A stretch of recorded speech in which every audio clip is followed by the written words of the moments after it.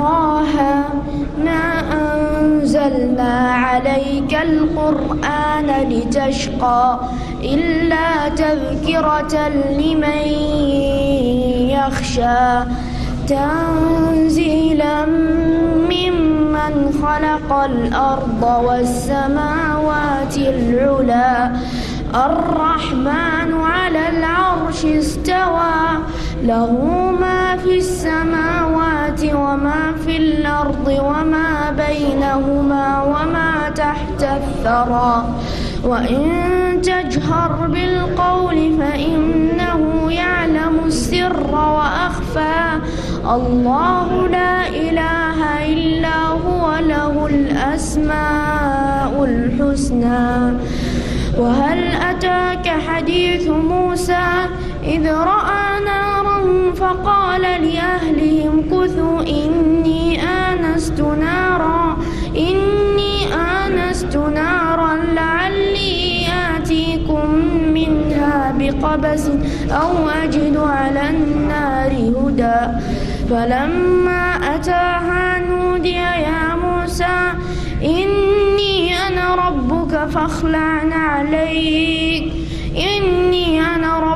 فاخلع عليك إنك بالوادي المقدس طوى وأنا اخترتك فاستمع لما يوحى إنني أنا الله لا إله إلا أنا فاعبدني وأقم الصلاة لذكري إن الساعة آتية أكاد أخفيها لتجزى كل نفس بما تسعى فلا يصدنك عنها من لا يؤمن بها واتبع هواه فتردى. السلام عليكم ورحمة الله وبركاته. أعوذ بالله من الشيطان الرجيم.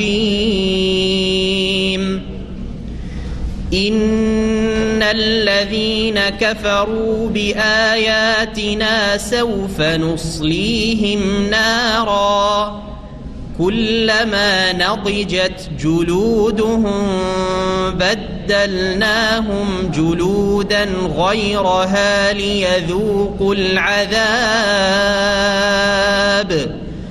إن الله كان عزيزا حكيما.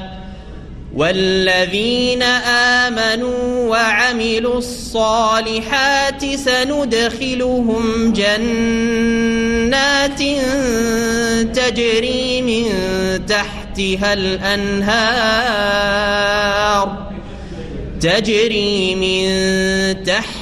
الأنهار خالدين فيها أبدا لهم فيها أزواج مطهرة وندخلهم ظلا ظليلا. إن الله يأمركم أن تؤدوا الأمانات إلى أهلها وإذا حكمتم بين الناس أن تحكموا بالعدل إن الله نعما يعظكم به إن الله كان سميعا بصيرا. يا أيها الذين آمنوا أطيعوا الله وأطيعوا الرسول وأولي الأمر منكم فإن تنازعتم في شيء فردوه إلى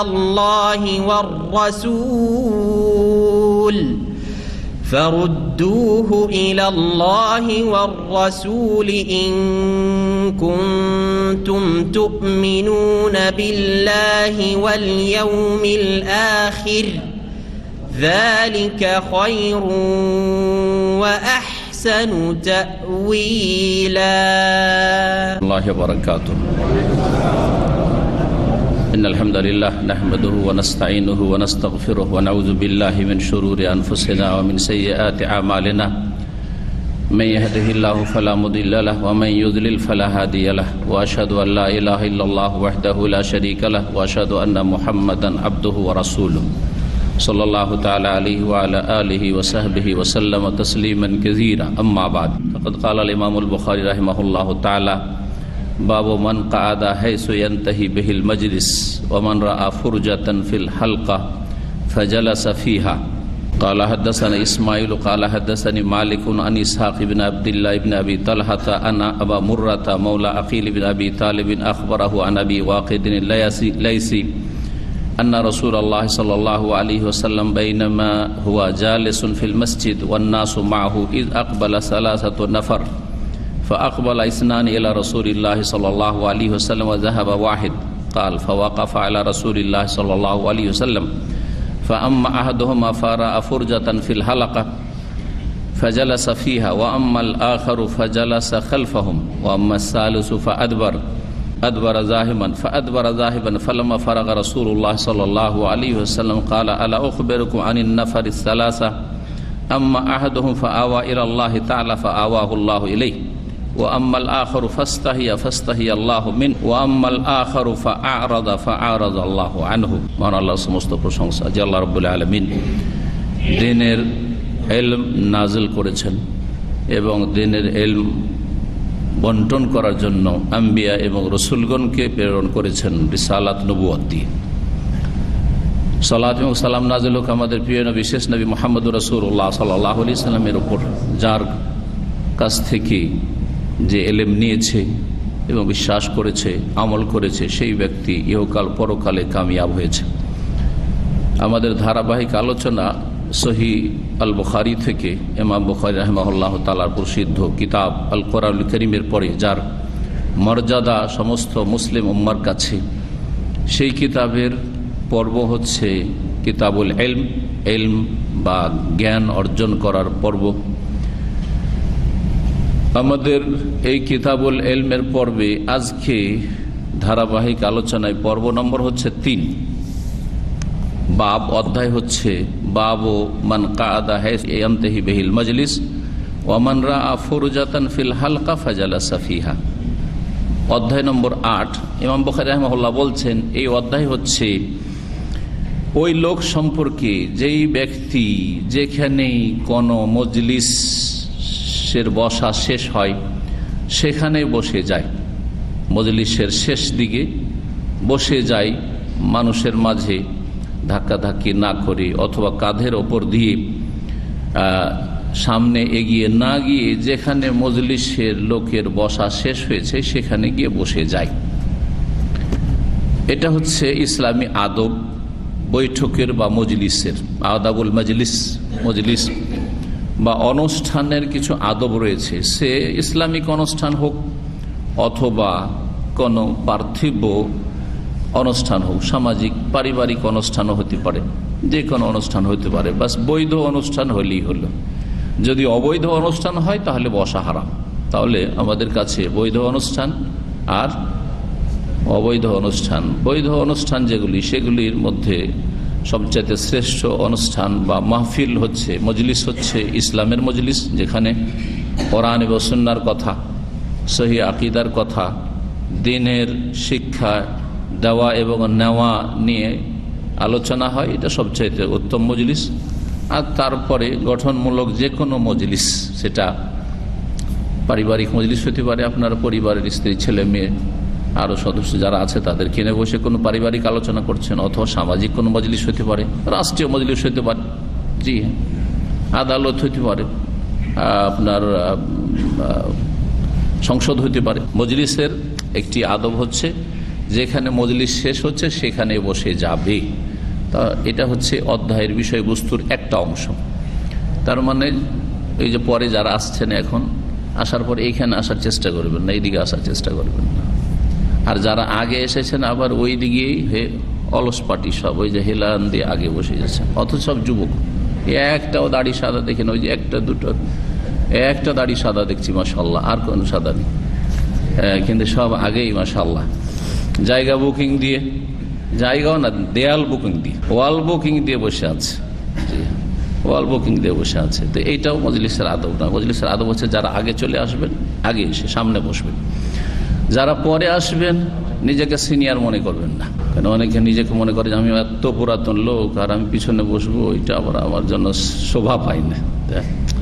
তো আপনার জন্য পরে আসাও শোভা পাই না, আপনার জন্য যেমন পিছনে বসা শোভা পাই না, তো আপনার জন্য পরে আসাও শোভা পাই না। গিয়ে চলে আসেন, আগে ভাগে এসে বসুন। জি, যেখানে মজলিস শেষ হবে সেখানে বসে যাবে এক শ্রেণীর লোক।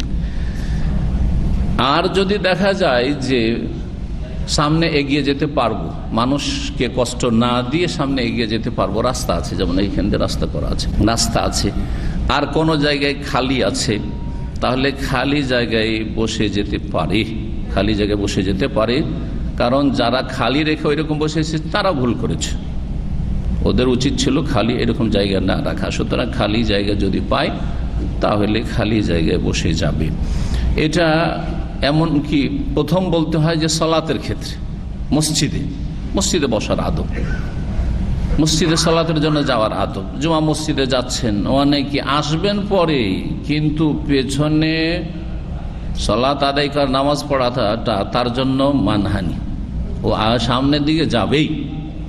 5 ওয়াক্ত নামাজে অনেক লোককে দেখা যায় আসবে পরে লেট করে, আর তারপরে এদিক সেদিক করে ওকে প্রথম কাতারে যাওয়ার চেষ্টা করতে হবে। কত লোককে যে কষ্ট দিই আর কত বেয়াদবি করি, কত লোকের গর্দনের ওপর লাফ দিয়ে ডিঙিয়ে ডিঙিয়ে যাই, এগুলো সব শরীয়ত বিরোধী কাজ, ইসলামী আদবের খেলাফ কাজ। জি, গুনার কাজ। এইরকম করবেন না। যারা আগে বসতে চাইবেন মসজিদে, প্রথম কাতারে যেতে চাইবেন, আগে চলে আসবেন। তারপরে এই বিষয়টাকে ভুল বুঝেছে, এটাকে অনেকে ভুল বুঝেছে। ফকাহাদের একটি সূক্ষ্ম মাসআলা উল্লেখ করছি। আগে আসার ফজিলত আছে, তাই না? আগে আসা 2 ভাগে বিভক্ত, স্থানকে কেন্দ্র করে আগে আসা আর সময়কে কেন্দ্র করে আগে আসা। কোনটার বেশি ফজিলত? সময়কে কেন্দ্র করে আগে আসা। আজানের সাথে সাথে মসজিদে হাজির, হ্যাঁ, আজানের আগে মসজিদে এসে হাজির, এর বেশি মূল্য না? পরে আসলে অসুবিধা নেই, প্রথম কাতারে হাজির, কোনটার বেশি ফজিলত? জি হ্যাঁ, এটা হচ্ছে কথা। তো সামনে এসে বসবেন এর ফজিলতে দিনই দর্শে না, প্রথম আসবেন যাতে করে আপনার কোনো কথা না ছুটে যায়, কোনটার বেশি ফজিলত? প্রথমখানে আসবেন যাতে এলমের কোনো অংশ না ছুটে যায়। এই বিষয়টা অনেকে বুঝে না মুসল্লিরা, যার ফলে মনে করে যে আমার যদিও লেট হয়েছে কিন্তু আমি পিছিয়ে নামাজ পড়নেওয়ালা লোক না, আমাকেও আগে যেতেই হবে। জি, অথচ আদবের খেলাফ। ওমানরা আফুর জাতান ফিল হালকা, আর কেউ যদি লোকজনের হালকায় মজলিসের যে হালকা বলা হয় গোলাকারকে, হালকা বলা হয় গোলাকারকে। এই জন্য আংটির মধ্যে যে গোলাকার আছে ওটাকে কি বলা হয়? হালাকাতুল খাতেম, হালকা। আঙ্গুলের মধ্যে যে আপনার আংটি ঢুকছে, এই যে এটাকে হালকা বলা হয়। তো হালকা মানে দায়েরা, এই দায়েরাটাকে আজকাল দৌয়ার বলছে। আর আপনারা ওই যে রাউন্ড অ্যাবাউট যেগুলো আছে, যেখানে গোল চক্কর গাড়ি ঘোড়ার, ওটাকে কি বলছেন? দৌয়ার বলছেন। তারা এত মানে ঘোরা, এই যে ঘুরে আছে, রাউন্ড দিয়ে আছে। জি, তো এটা দায়েরা বা হালকা বলা যেতে পারে এটাকে। জি, তো পুরাতন আরবি হচ্ছে হালকা বা দায়েরা, সেখান থেকে দৌয়ার। এরা বেশি লোকেরা ঘুরছে, এই জন্য মোবালাগা শেখা করেছে। জি, গাড়ি ঘুরতেই আছে সবসময়। কেউ যদি শূন্য স্থান পায়, ফুরজা মানে খালি জায়গা, শূন্য স্থান, কেউ যদি শূন্য স্থান পায়, দেখে ফিল হালকা গোলাকার হয়ে লোকেরা বসে আছে মজলিসে, সেখানে ফাজালা সাফিহা, তাহলে সেখানে বসে যেতে পারে। এখন মাঝখানে কেউ যদি খালি রেখে দেয়, কাউকে কষ্ট দিল না, ঢুকতে পারবে, রাস্তা আছে, তাহলে সেখানে কাউকে কষ্ট না দিয়ে ঢুকে গিয়ে শূন্য স্থান পূরণ করতে পারে, সেটাও ভালো। এ কথা বলতে চাইছেন। হাদিস আবু ওয়াকিদ লাইসি রাদিয়াল্লাহু তাআলা আনহু থেকে বর্ণিত, তিনি বলছেন যে রাসূলুল্লাহ সাল্লাল্লাহু আলাইহি সাল্লাম কোন এক সময় মসজিদে বসেছিলেন, মানে মসজিদ নববীতে বসেছিলেন। ওয়ান্নাসু মাহু, লোকেরাও রাসূলুল্লাহ সাল্লাল্লাহু আলাইহি ওয়াসাল্লামের সাথে বসেছিলেন। ইদ আকবালা সালাসাতু নাফার, হঠাৎ করে 3 জন লোক পরে আসলো।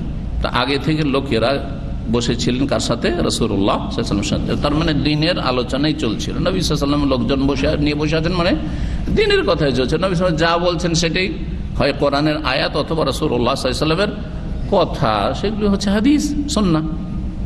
এই তিনজন লোক আসলো, জি, আসার পরে কি করলো, আকবালা ইসনান ইলা রাসূলিল্লাহ, দুইজন এগিয়ে চলে আসলো রাসূলুল্লাহ সাল্লাল্লাহু আলাইহি ওয়াসাল্লামের দিকে যে আমরা বসবো। দুইজন এগিয়ে আসলো তিনজনের মধ্যে। ওয়া যাহাবা ওয়াহিদুন, তৃতীয় জন একটু গেটে এসে দেখলো, আর দেখার পরে ফিরে চলে গেল সেই লোক। কালা ফাওয়াকাফা আলা রাসূলিল্লাহ সাল্লাল্লাহু আলাইহি ওয়াসাল্লাম ফাআম্মা আহাদুহুমা, এই দুইজন যে রাসূলুল্লাহ সাল্লাল্লাহু আলাইহি ওয়াসাল্লামের কাছে এগিয়ে আসলো, আসার পরে দুইজনের কি হইল এটা বলছেন। এই দুইজনের মধ্যে একজন ফারাআ ফুরজাতান ফিল হালকা, গোলাকার হয়ে যে লোকেরা বসে আছে তাতে এক জায়গায় শূন্য স্থান দেখতে পেল। ফাজালাসা ফিহা, সুতরাং সেখানে বসে গেল। তাহলে খালি জায়গাতে বসে গেল একজন সাহাবী। মুআম্মাল আখার, দ্বিতীয় জন ফাজালাসা খালফাহুম, পেছন দিকে বসলো, পেছন দিকে যেখানে মজলিস শেষ হয়েছে সেখানে বসে গেল। তাহলে রাসূলুল্লাহ সাল্লাল্লাহু আলাইহি ওয়াসাল্লাম দুই সাহাবী দুই রকম করলেন। একজন খালি জায়গা পেলেন তো খালি জায়গায় বসলেন, মাঝখানে গোলাকারের ভিতরেই ছিল মজলিসের ভিতরে, আর একজন মজলিস যেখানে শেষ হয়েছে সেখানে বসে গেলেন। ওয়াম্মা সালিস, তৃতীয় ব্যক্তি ফাআদবারা, সেই ব্যক্তি পৃষ্ঠদেশ দেখিয়ে ফিরে গেল। আদবারা মানে ফিরে চলে গেল। জাহিবান, আদবারা জাহিবান, চলে গেল পিঠ ফিরিয়ে। ফালাম্মা ফারাগা রাসূলুল্লাহ সাল্লাল্লাহু আলাইহি ওয়াসাল্লাম, যখন তার আলোচনা থেকে অবসর হলেন, আলোচনা শেষ করলেন, কালা বললেন, আলা উখবিরুকুম বিআনিন নাফারিস সালাসা, তোমাদেরকে কি আমি জানিয়ে দেব না এই তিনজন ব্যক্তি সম্পর্কে, এই তিনজন লোক সম্পর্কে, আল্লাহর কাছে কে কেমন, এটা তোমাদেরকে জানিয়ে দিতে চাইছি। আম্মা আহাদুহুম, এই তিনজনের প্রথম জন ফাআওয়া ইলাল্লাহ তাআলা, সেই ব্যক্তি আল্লাহর কাছে আশ্রয় নিল, মহান আল্লাহর কাছে কি করলো, আশ্রয় নিল। ফাআওয়াহুল্লাহু ইলাইহি, সুতরাং আল্লাহ তাকে আশ্রয় দান করলেন। যেমন কর্ম তেমন ফল। জি হ্যাঁ, এই কথাটি কিন্তু সুবহানাল্লাহ, জি, আল্লাহ রাব্বুল আলামিনের সাথেও যেমন আপনার আচরণ থাকবে তেমন ফল থাকবে। তো এই লোক আশ্রয় নিল আল্লাহর কাছে, মানে বড় আগ্রহের সাথে গিয়ে মজলিসে দেখলো জায়গা খালি আছে, চলো এখানে বসে যাই, আগ্রহের সাথে গেল। তো যখন আগ্রহের সাথে গিয়ে আল্লাহর কাছে আশ্রয় নিল ইলমের মজলিসে, দ্বীনের মজলিসে, তখন আল্লাহ তাকে বড়ই আগ্রহের সাথে, রহমতের সাথে আশ্রয় দান করলেন। ওয়া আম্মাল আখার, দ্বিতীয় ব্যক্তি ফাস্তাহিয়া, সে লজ্জায় পড়ে গেল, বসবো না, এসেছি চলে যাব, তো শোভা পায় না যাওয়াটা, লজ্জায় সে বসে গেল। সে কি করলো, লজ্জায় বসে গেল। ফাস্তাহিয়া আল্লাহ মিনহু, আল্লাহ তাকে লজ্জা করে কি করলেন, তাকেও রহমত দিয়ে ঢেকে দিলেন। জি, দেওয়া দুই রকম হয়, দেওয়া দুই রকম হয়।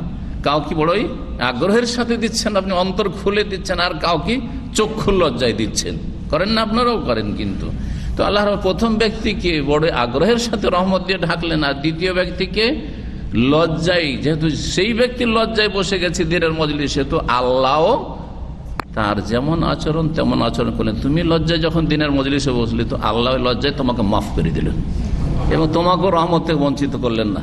জি, তৃতীয় ব্যক্তি ওয়াম্মাল আখার, পক্ষান্তরে তৃতীয় ব্যক্তি যে ছিল, ফাআরাজা, সে মুখ ফিরিয়ে নিল, বিমুখ হয়ে চলে গেল। দেখলো দ্বীনের মজলিস, কথা চলছে, কিছুক্ষণ বসে শুনেইনি না, সেই ব্যক্তি মুখ ফিরিয়ে চলে গেল। ফাআরাদাল্লাহু আনহু, আল্লাহ তার থেকে বিমুখ হয়ে গেলেন, রহমত থেকে তাকে বঞ্চিত করলেন। রহমত থেকে, সেই সময় যে আল্লাহর রহমত নাজেল হচ্ছিল, প্রশান্তি নাজেল হচ্ছিল, ফেরেশতা ঢেকেছিল, এগুলো মজলিসের ফজিলত আছে না নাই? আল্লাহ রাব্বুল আলামিন তার আরশে আজিমে তার যে নৈকট্যপ্রাপ্ত মুকাররাবিন মালায়েকা ফেরেশতা, তাদের সামনে তাদের কথা যাকারাহুমুল্লাহ ফিমান আনহু আলোচনা করছিলেন। এই সব থেকে সেই ব্যক্তি কি হয়ে গেল, বঞ্চিত হয়ে গেল। আল্লাহ তার থেকে রহমতের দৃষ্টি বা মোবারক চেহারা ফিরিয়ে নিলেন। ফাআরাদাল্লাহু আনহু। এই ছিল তিন শ্রেণীর মানুষের কথা। এই হাদিসের অধ্যায়ের সাথে সম্পর্ক স্পষ্ট। দুইজন বসলো, একজন খালি জায়গায় পেয়ে খালি জায়গায় বসে গেল, একটু এগিয়ে এসে, আর একজন দেখলো যে খালি জায়গা তো নেই, সব তো মোটামুটি ফুল, আর সামনে গেলে কষ্ট দেওয়া হবে, আর সামনে কোথাও যাব না, আমি যেখানে মজলিস শেষ সেখানে বসে যাই। তাহলে দুটো আদব আমরা শিখলাম ইসলামে আদব মজলিসে। যদি খালি জায়গায় পাই সামনের দিকে আর আসতে পারি সহজে একটু চলে আসবো, আর যদি খালি জায়গা নেই তাহলে যেখানে মজলিস শেষ হয়েছে সেখানেই বসে যাবো। এটা হচ্ছে সাধারণ মজলিসের আদব বা শিষ্টাচার। তো দুই ব্যক্তি সম্পর্কে রাসূলুল্লাহ বললেন যে দুইজনে কিন্তু আল্লাহর রহমত পেলেন, কম আর বেশি। তৃতীয় ব্যক্তি আল্লাহর রহমত থেকে বঞ্চিত হলেন। এই লোক ছিল কে? নাম বলা হয়নি, কেন নাম যদি আসতো তো গীবত হইত, নাম যদি আসতো তাহলে গীবত হইত। আর নাম ছাড়া দোষ চর্চা করতে কোনো দোষ নেই, মানুষের সংশোধনের উদ্দেশ্যে বা সাবধান করার উদ্দেশ্যে। কিছু কিছু দিনী ভাইয়েরা আছে যাদের আমানত নেই মোটে, গীবত না গীবত নাই, সংশোধন। আপনিও দিনী ভাই, আপনি কেমন মুমিন মুসলিম আছেন, আপনার আচরণটা ভালো হওয়া উচিত। কিন্তু অমুক ব্যক্তি আছে আব্দুল্লাহ আব্দুর রহমান, এই যে সেন্টারে আসে আর এই দিনই শিখে, এর আচরণ কত খারাপ, মানুষ কাছে তার নাই আর দেয় না, হাত ভারী, তা গীবত করলেন আপনি। সংশোধন করলে তাকে, ব্যক্তি জীবনের যেহেতু দোষ তাকে বলবেন। হ্যাঁ, কখন ব্যক্তি জীবনের দোষ থাকবে না, ওর চোখের আড়ালে বলতে পারবেন। কেউ বলছে ভাই ওই আব্দুল্লাহ যে সেন্টারে আসে সে আমার কাছে ধার চাইছিল, ধার দেবো না দেবো না, বলে না খবরদার দিয়েন না, কারণ ওর হাত ভারী। তখন সতর্ক সাবধান করা বা তার গীবত করা ফরজ হয়ে যাবে, আর না হলে লোকটা ফেঁসে যাবে। জি, লোকটা ফেঁসে যাবে। তো গীবতের বিষয়টিকে বুঝতে হবে ভালো করে, যে কোনখানে জনসম্মুখে বলা যাবে আর কোনখানে একা একা বলতে হবে। যেখানে একা একা বলতে হবে, জনসম্মুখে যদি কারো দোষ চর্চা করেন তাহলে হারাম কাজ করলেন, কবিরা গুনাহ করলেন। আর যেখানে জনসম্মুখে বলা ফরজ অথবা মুস্তাহাব অথবা জায়েজ, জায়েজের ক্ষেত্রে করলেও চলে, না করলে চলে, কিন্তু ওয়াজিব বা মুস্তাহাব যদি হয় তাহলে ওয়াজিব মুস্তাহাব আপনাকে যথাসাধ্য করার চেষ্টা করতে হবে, না হলে অন্যরা ক্ষতিগ্রস্ত হবে, অন্যরা ক্ষতিগ্রস্ত হবে। বেদাতি বক্তা, বেদাতি লেখক শিরক বেদাত জনসম্মুখে ছড়াচ্ছে না একজনের সামনে ছড়াচ্ছে, সবার সামনে ছড়াচ্ছে, লক্ষ লক্ষ মানুষের সামনে শিরক বেদাত ছড়াচ্ছে, গুমরাহি ছড়াচ্ছে, ইরান পন্থা শিয়াপন্থী বানাচ্ছে। তো তাদের দোষ ত্রুটি আবার লুকিয়ে লুকিয়ে তাদের আলেমকে বলতে হবে নাকি? হ্যাঁ, জনসম্মুখে সে গুমরাহি বলেছে, জনসম্মুখে গুমরাহি থেকে সতর্ক করতে হবে। এই সোজা কথা বুঝে আসে না, না বুঝার পর অন্তর বাঁকা। আল্লাহ যেন বুঝার তৌফিক দান করেন। জি, তো এইগুলো গীবত কখনো কখনো ফরজ আর কখনো কখনো মুস্তাহাব। যখন জায়েজ হবে লোকের সামনে বলা যেতে পারে, নাও যেতে পারে, তখন আপনি যেটা ভালো মনে করেন সেটা করবেন, যেটা ভালো মনে করেন সেটা করবেন। কিন্তু যেখানে না জায়েজ কাজ করবো না, না জায়েজ কাজ করবো না। জি, তো রাসূলুল্লাহ সাল্লাল্লাহু আলাইহি সাল্লাম এখানে এই তিনজন সম্পর্কে বললেন, তাদের আসল অবস্থাটা তুলে ধরলেন।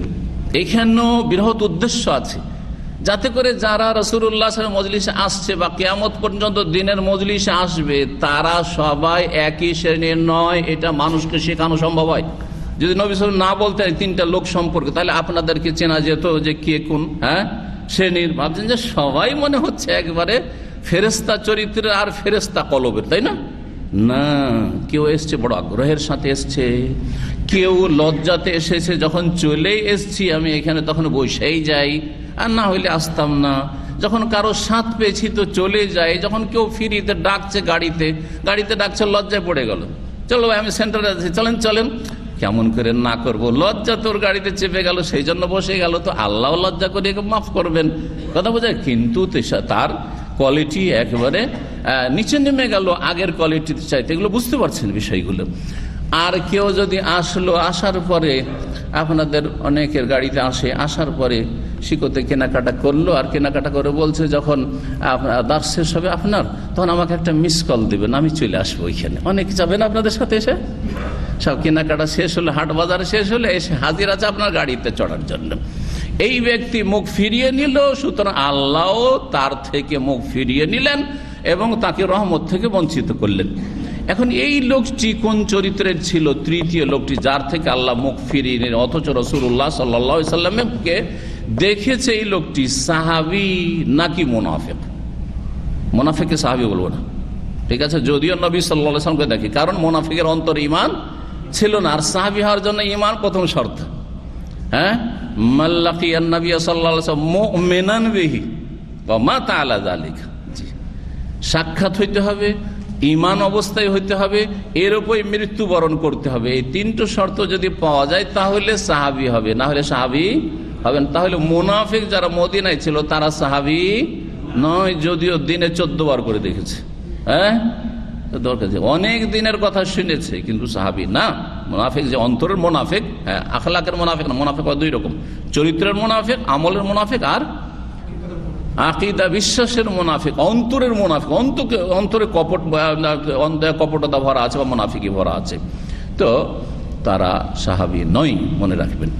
তো এই লোক একটি উক্তি হচ্ছে ওলামাদের যে এই লোক মুনাফিক ছিল, সেই জন্য রাসূলুল্লাহ সাল্লাল্লাহু আলাইহি ওয়াসাল্লাম মজলিস দেখে সে কেটে পড়লো। আসছিল সাথী সঙ্গী, দুনিয়ার বন্ধু, খাতে টেতে আছে, আস্তে এসে দেখছে যে আলোচনা চলছে, এখানে বসলে সময় লেগে দরকার নেই আমার। হ্যাঁ, সে অবজ্ঞা করে, হ্যাঁ, বা তুচ্ছ মনে করে কি করলো, মজলিসকে তুচ্ছ মনে করে চলে গেল। মুনাফিকই তুচ্ছ মনে করতে পারে। আল্লাহ মুখ ফিরিয়ে নিলেন। দ্বিতীয় একদল ওলামা বলছেন না, মুনাফিক ছিল এই লোকটি, এর দলিল কোথায় আমাদের কাছে? এটা একটা ব্যাখ্যা মাত্র, আনুমানিক ব্যাখ্যা, অনুমান ভিত্তিক কথা না বলে সেই ব্যক্তি সাহাবী ছিল, কিন্তু তার হয়তো ওজর ছিল। তার হয়তো কি ছিল? ওজর ছিল। এই সময় বুঝতে পারছি না, এই সময় বসার চাইতে বেশি, এখানে বসার চাইতে বেশি আমার কিছু এমার্জেন্সি জরুরি কাজ আছে না অনেকের। এই জন্য আমরা ঢালাহারে বলবো না যে এখানে বসলো না সেই আল্লাহর রহমত থেকে বঞ্চিত, ওই সময়ের জন্য হবে, কিন্তু সার্বিক দিক থেকে হবে না, সব সময়ের জন্য হবে না। তাহলে মুনাফিক আর এই লোকের মাঝে পার্থক্যটা এটাও বুঝেন। মুনাফিক যেই ব্যক্তি দিনের মজলিসে মোটেই আসতে চায় না, অনীহা অভক্তি তার আছে, সে সব সময় আল্লাহর রহমত থেকে বঞ্চিত। আর যদি মুনাফিক নাও হয়, কিন্তু দুনিয়ার কাজের জন্য, ভাই এখন আমার একটু জুমার বারে আমার একটু ব্যবসা চলে, এখানে আমি একটু কিছু সামান টামান নিয়ে বসি, অথবা কিছু কেনাকাটা আছে, সেটা আসার পর করতে পারতো, অথবা অন্য সময় করতে পারতো। এখন একটু ইনকামটা কমই হোক, অসুবিধা নাই, আমি করলাম না 2 ঘন্টা 1 ঘন্টা, না না না, ওইটা সে পারলো না। তাহলে এই সময়ের রহমত থেকে সে বঞ্চিত হলো, এই সময়ের রহমত থেকে বঞ্চিত হলো। তো অনেকে বলছেন যে এই লোক সাহাবী ছিল, মুনাফিক ছিল না, কিন্তু সেই ব্যক্তি দুনিয়ার কাজকর্ম ব্যস্ততা ছিল, সেটাকে গুরুত্ব দিয়ে সেদিকে চলে গেল। পরে শিখবো, অসুবিধা নেই, এখনই যে বসতে হবে জরুরি নয়, চলে গেল এই মনে করে। তো ওই সময়ে যে রহমত আল্লাহ নাজেল হচ্ছিল, সেই রহমত থেকে এলো কি হয়ে গেল? বঞ্চিত হয়ে গেল। আল্লাহ মুখ ফিরিয়ে নিলেন, মানে রহমতের যে দৃষ্টি আল্লাহ রয়েছে সেটা থেকে আল্লাহ মুখ ফিরিয়ে নিলেন, তখনকার মতো, সর্বদার জন্য নয়। জি, 9 নম্বর অধ্যায় ইমাম বুখারী বলছেন, বাবু কওলিন নবী সাল্লাল্লাহু আলাইহি ওয়াসাল্লাম রুব্বা মুবাল্লাগিন আও আমিন সামিন। নবী করিম সাল্লাল্লাহু আলাইহি ওয়াসাল্লামের একটি হাদিসের উক্তি হচ্ছে অধ্যায়, মানে হাদিস দিয়ে অধ্যায় কায়েম করছেন। যেমন এর আগে বলেছি, ইমাম বুখারী রাহমাতুল্লাহ আলাইহি কখনো আয়াত দিয়ে, কখনো হাদিস দিয়ে, আর কখনো নিজের কথা দিয়ে, কোনো একটি ফিকহি বা আকীদাগত মাসলা দিয়ে কোনো একটা মাসলা প্রমাণ করতে চাইছেন, সেই বিষয়ে বিভিন্নভাবে অধ্যায় কায়েম করেন। কোরআনের আয়াত দিয়ে করেন, সবচেয়ে ভালো।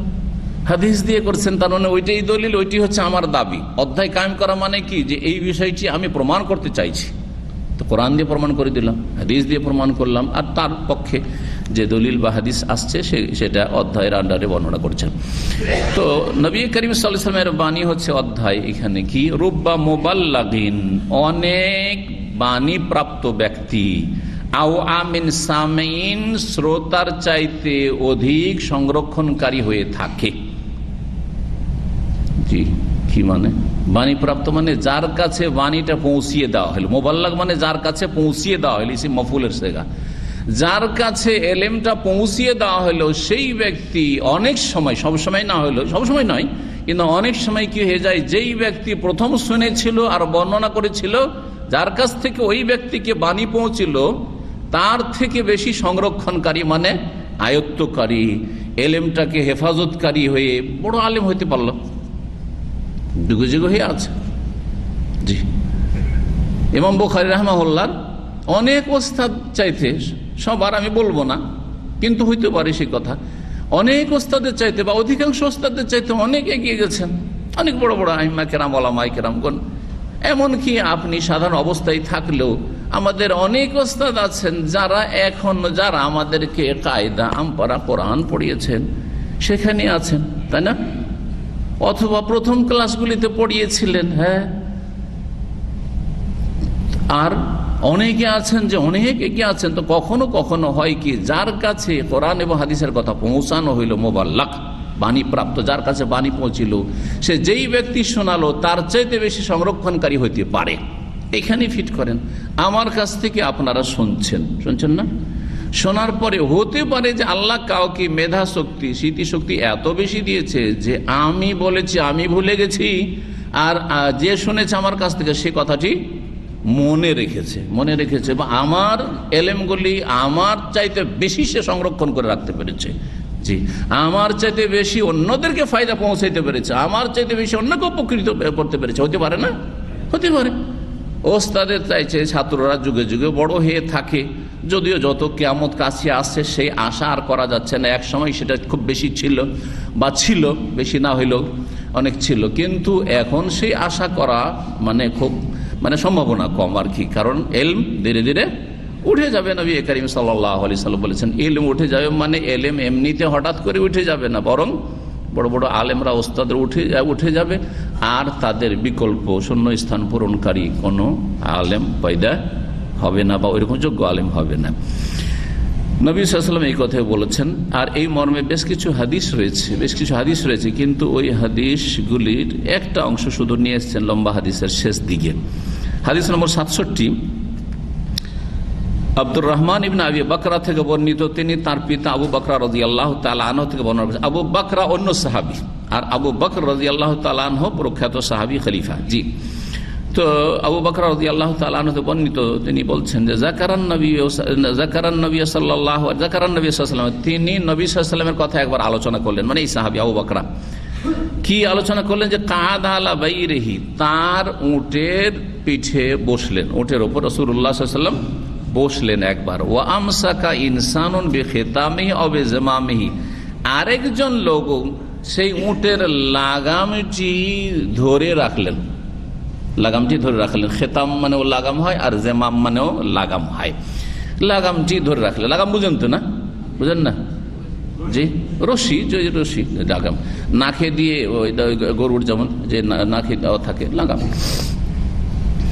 তো রশিটা ধরে থাকলেন যাতে করে উটটা থেমে থাকে, এদিক সেদিক ছুটাছুটি না করে, হাঁটাহাঁটি না করে, চলতে না লাগে। এটা হচ্ছে উদ্দেশ্য। তো একজন সাহাবী উটটাকে ধরেছিলেন লাগাম সহ, আর রাসূলুল্লাহ সাল্লাল্লাহু আলাইহি ওয়াসাল্লাম উটের উপরে বসলেন। সুম্মা কালা, তারপরে বললেন, আইয়ু ইয়াউমিন হাযা, এটা বিদায় হজের সময়ের ঘটনা। বিদায় হজে রাসূলুল্লাহ সাল্লাল্লাহু আলাইহি ওয়াসাল্লাম মেনাতে, আরাফাতে এইরকমই করেছেন। তো এটা ছিল মেনার 10 তারিখের ঘটনা। মেনার 10 তারিখের ঘটনা।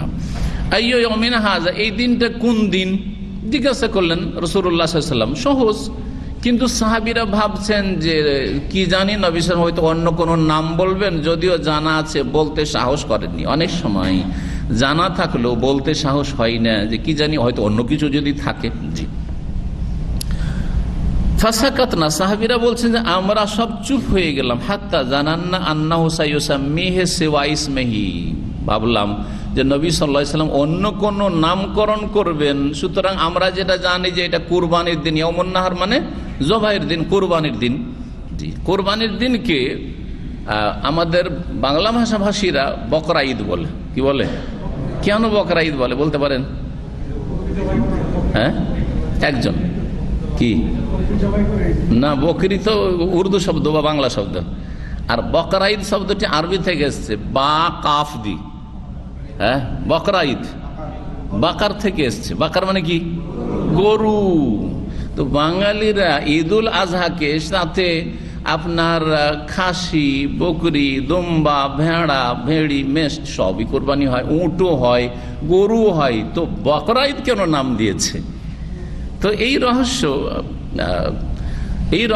রহস্যটা শুনে। এর রহস্য হচ্ছে যে পৃথিবীতে আমার জানা মতে বাঙালিরা সবচাইতে বেশি গরু প্রিয়, গরু গোস্ত প্রিয়, গরুর গোস্ত খুব ভালোবাসে। অনেকে তো খাসি আর গরু থাকলে খাসি খায় না, বেশি খাও। আর যদি গন্ধ হয়, সৌদি আরবের খাসি হয়, কিছু কিছু খাসিতে গন্ধ আছে সৌদি আরব, তাহলে গন্ধ খাওয়া যায় নাকি বলেন না? খাসি বাদ দিয়ে গরু খায়, অন্যরা কিন্তু পৃথিবীতে এরকম নাই, খুব কমই পাবেন আপনি।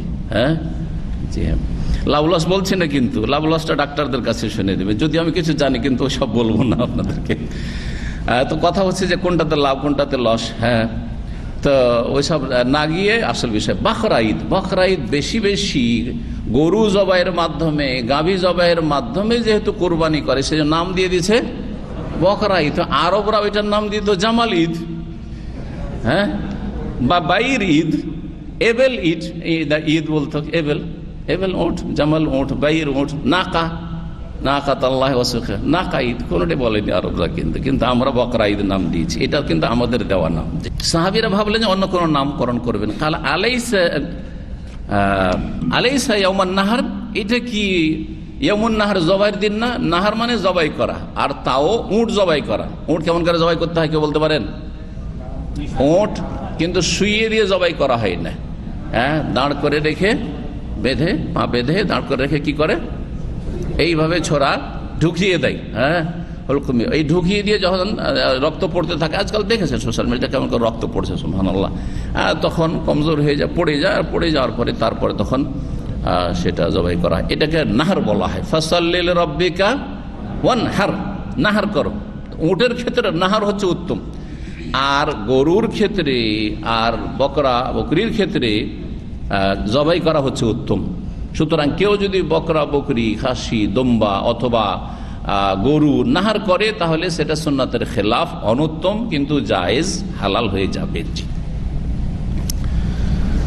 এটা কি এমন নাহার না, মানে জবাইয়ের দিন, কোরবানি জবাইয়ের দিন না? কুলনা বালা, আমরা বললাম হ্যাঁ অবশ্যই। কালা ফাইয়ু শাহরিন হাজা, এটা কোন মাস? ফাসাকাত না, আমরা চুপ হয়ে গেলাম। হাত্তা জানান আন্নাস ইয়াসাম্মিয়া বিগাইসি, ভাবলাম যে অন্য কোনো নাম বলবেন, হয়তো জিলহজ মাস না বলে, জিলহিজ্জা না বলে অন্য কোন কিছু বলবেন। কালা আলাইসা বিজিলহিজ্জা, এটা কি জিলহিজ্জা নয়? জিলহিজ্জা, জিলহাজ্জা, হাজ্জুন, হিজ্জুন দুই রকমই যেহেতু আরবিতে উচ্চারণ আছে, কোরআনে কি রয়েছে? হিজ্জুল বাইত, আর আমরা হজ বলি, হজ। জি, হজ হিজ দুটাই শুদ্ধ। তো এটা কি জিলহিজ্জা নয়? ওটাকে আমরা জিলহজ বলি। হ্যাঁ, কুলনা, আমরা বললাম হ্যাঁ অবশ্যই এটাই জিলহজ মাস। কালা ফাইন্না দিমাআকুম ওয়া আমওয়ালাকুম ওয়া আরাযাকুম বাইনাকুম হারামুন কাহুরমাতি ইয়াউমিকুম হাযা। বরং অন্য হাদিসে আরেকটু বাড়তি রয়েছে যে এটা কোন শহর, আইয়ু বালাদিন হাযা, এটা কোন শহর? তো সাহাবীরা বললেন যে আমরা তো জানি যে এটা মক্কা, কারণ মেনা মক্কারই অংশ, কিন্তু হতে পারে যে অন্য কোনো নাম বলবেন। তো নবী সাল্লাল্লাহু আলাইহি ওয়াসাল্লাম বলেন আলাইসাত হাযিহিল বালদা, এটাকে বালদা বলা হয় না? মক্কার একটি নাম হচ্ছে বালদা বা আল বালাদুর হারাম, বিভিন্ন নাম রয়েছে, মক্কার অনেকগুলি নাম রয়েছে। রাসূলুল্লাহ সাল্লাল্লাহু আলাইহি ওয়াসাল্লাম বললেন, তিনটি প্রশ্ন করার পরে বললেন যে শোনো, তোমাদের রক্ত মানে জান, জীবন, ওয়া আমওয়ালাকুম, তোমাদের ধন সম্পদ, ওয়া আরাযাকুম, তোমাদের মান মর্যাদা বা ইজ্জত আবরু, বাইনাকুম হারামুন, তোমাদের মাঝে হারাম, একে অপরের উপর হারাম বা মর্যাদা সম্পন্ন, হ্যাঁ, বা সম্মানিত। জি হ্যাঁ, হারাম এগুলি অর্থ হয়ে থাকে। হারাম মানে নিষিদ্ধ হয়, হারাম মানে সম্মানিত হয়, মর্যাদা সম্পন্ন হয়। হুরমত মানে মর্যাদা, সম্মান। জি, কারণ হারামে ভালো মানুষ লিপ্ত হয় না, হারাম থেকে দূরে থাকে। হ্যাঁ, হারামে ভালো মানুষ লিপ্ত হয় না, নিষিদ্ধ জিনিসে কি হয় না, কথা কাজে লিপ্ত হয় না ভালো মানুষ। আর যেটি মর্যাদা সম্পন্ন ব্যক্তি অথবা বস্তু, কাবা হচ্ছে সম্মানিত, এই জন্য কাবাকে বলা হচ্ছে আল কাবাতুল হারাম, বাইতুল্লাহিল হারাম। জি, মসজিদে হারাম বা হারামের এলাকা সম্মানিত, মর্যাদা সম্পন্ন। জি, কি জন্য? কারণ যেমন হারামে ভালো মানুষ লিপ্ত হয় না, অসৎ লোক ছাড়া কেউ লিপ্ত হয় না, ঠিক তেমনি সম্মানিত এলাকায় বা সম্মানিত বস্তুর মর্যাদা রেখে আল্লাহকে তার হক বা মর্যাদা নষ্ট করে না, তার হক বা মর্যাদা নষ্ট করে না। এই জন্য হুরমত মানে ওখান থেকে নেওয়া হয়েছে সম্মান বা মর্যাদার অর্থে। তো এখানে দুটি অর্থ নেওয়া যেতে পারে। তোমাদের মাঝে এগুলি হারাম, একের রক্ত আর এক লোকের জন্য হারাম, হ্যাঁ, মানে খুন করা, ধন সম্পদ অবৈধভাবে ভক্ষণ করা হারাম, মান ইজ্জত নষ্ট করা হারাম। জি, অথবা হারামের দ্বিতীয় অর্থ হচ্ছে সম্মানিত, মর্যাদা সম্পন্ন। সুতরাং যেন মর্যাদার কেউ মানহানি করে না বা সম্মান কারো ক্ষুণ্ণ করে না, ঠিক তেমনি তোমরা কারো হক নষ্ট করবে না। কাহুরমাতি ইয়াউমিকুম হাযা, তোমাদের এই দিনের মতো, যেমন এই দিনের বড় মর্যাদা রয়েছে। এই দিনকে বলা হয়েছে আল ইয়াউমুল আকবার, আল ইয়াউম বড় দিন, কুরবানির দিন সবচেয়ে বড় দিন। আরাফার দিনের ফজিলত আছে অন্য দিক থেকে, জি, কিন্তু এই দিনটি সবচেয়ে বড় দিন। ইন্না আযামাল আইয়াম ইনদাল্লাহি ইয়াউমুন নাহর, নবী সাল্লাল্লাহু আলাইহি ওয়াসাল্লাম বলেছেন নিশ্চয় সবচেয়ে মহান দিন আল্লাহর নিকটে হচ্ছে ইয়াউমুন নাহর, কুরবানির দিন। সুম্মা ইয়াউমুল কারার, তারপরে আইয়ামে তাশরিক 11, 12, 13 তারিখের দিন। হাদিস এই মর্মে রয়েছে। এই দিনকে মহান দিন কেন বলা হয়েছে, বড় দিন কেন বলা হয়েছে? কারণ হাজি সাহেবদের অধিকাংশ হজের ইবাদত বন্দেগীগুলি এই দিনেই সম্পাদিত করা হয়। প্রায় কাজগুলি এখানে 4-5টা কাজ এখানে, তাই না? কি কি? প্রথম পাথর মারা, তারপরে কোরবানি করা, মাথা মুন্ডন করা, তাওয়াফ করা, সাই করা। যদি সাই বাকি থাকে, সাই বাকি থাকে মানে হজরত তামাত্তু তো সাই করতে হবে আলাদা। হজে কেরানে যদি আগে সাই না করে থাকে, হজে ইফরাদে যদি সাই করে না থাকে, একটা সাই যথেষ্ট। যাই হোক, হজের মশলা আর বেশি ঢুকছে না। তো অধিকাংশ কাজগুলি করা হয়। তাছাড়া সারা বিশ্বে যেখানে মুসলিমরা রয়েছে সেখানে কত ইবাদত বন্দেগী হয়। ঈদের সালাত হয় জামাত সহকারে, তারপরে কুরবানি হয়। তো এই দিনটি হচ্ছে এই জন্য আল্লাহর কাছে আযামুল আইয়াম, সবচেয়ে মহান। এই দিনটির যেমন সম্মান রয়েছে আল্লাহর কাছে, তোমাদের কাছেও সম্মান রয়েছে। কাহুরমাতি ইয়াউমিকুম হাযা, তোমাদের এই দিন। ফি শাহরিকুম হাযা, তোমাদের এই মাসে, এই মাস যেমন তোমাদের কাছে 4টি যে সম্মানিত হারাম মাস, তার একটি জিলহিজ্জা মাস। ফি বালাদিকুম হাযা, তোমাদের এই শহরে, যেমন মক্কার অন্য অন্য নগরীর ওপর কি রয়েছে, মর্যাদা রয়েছে, সম্মান রয়েছে, ইহতিরাম রয়েছে। ওই রকম মানুষের জান, মাল, ইজ্জত, আবরুর সম্মান। তার মানে আপনার কাছে যেমন কাবা ঘরের সম্মান আছে, যেমন জিলহজ মাসের সম্মান আছে, প্রাচীন যুগ থেকে এটাই ছিল। জি হ্যাঁ, জাহিলিয়াতের যুগের লোকেরাও এই সম্মান জানতো। যেমন কুরবানির দিনের মর্যাদা আছে, তার চাইতেও বেশি মর্যাদা হচ্ছে একজন মুমিন মুসলিমের জানের, মালের, ইজ্জত, সম্মানের। জি, আল্লাহ যেন আমাদেরকে এই সমস্ত মানুষের হক নষ্ট করা থেকে বেঁচে থাকার তৌফিক দান করেন।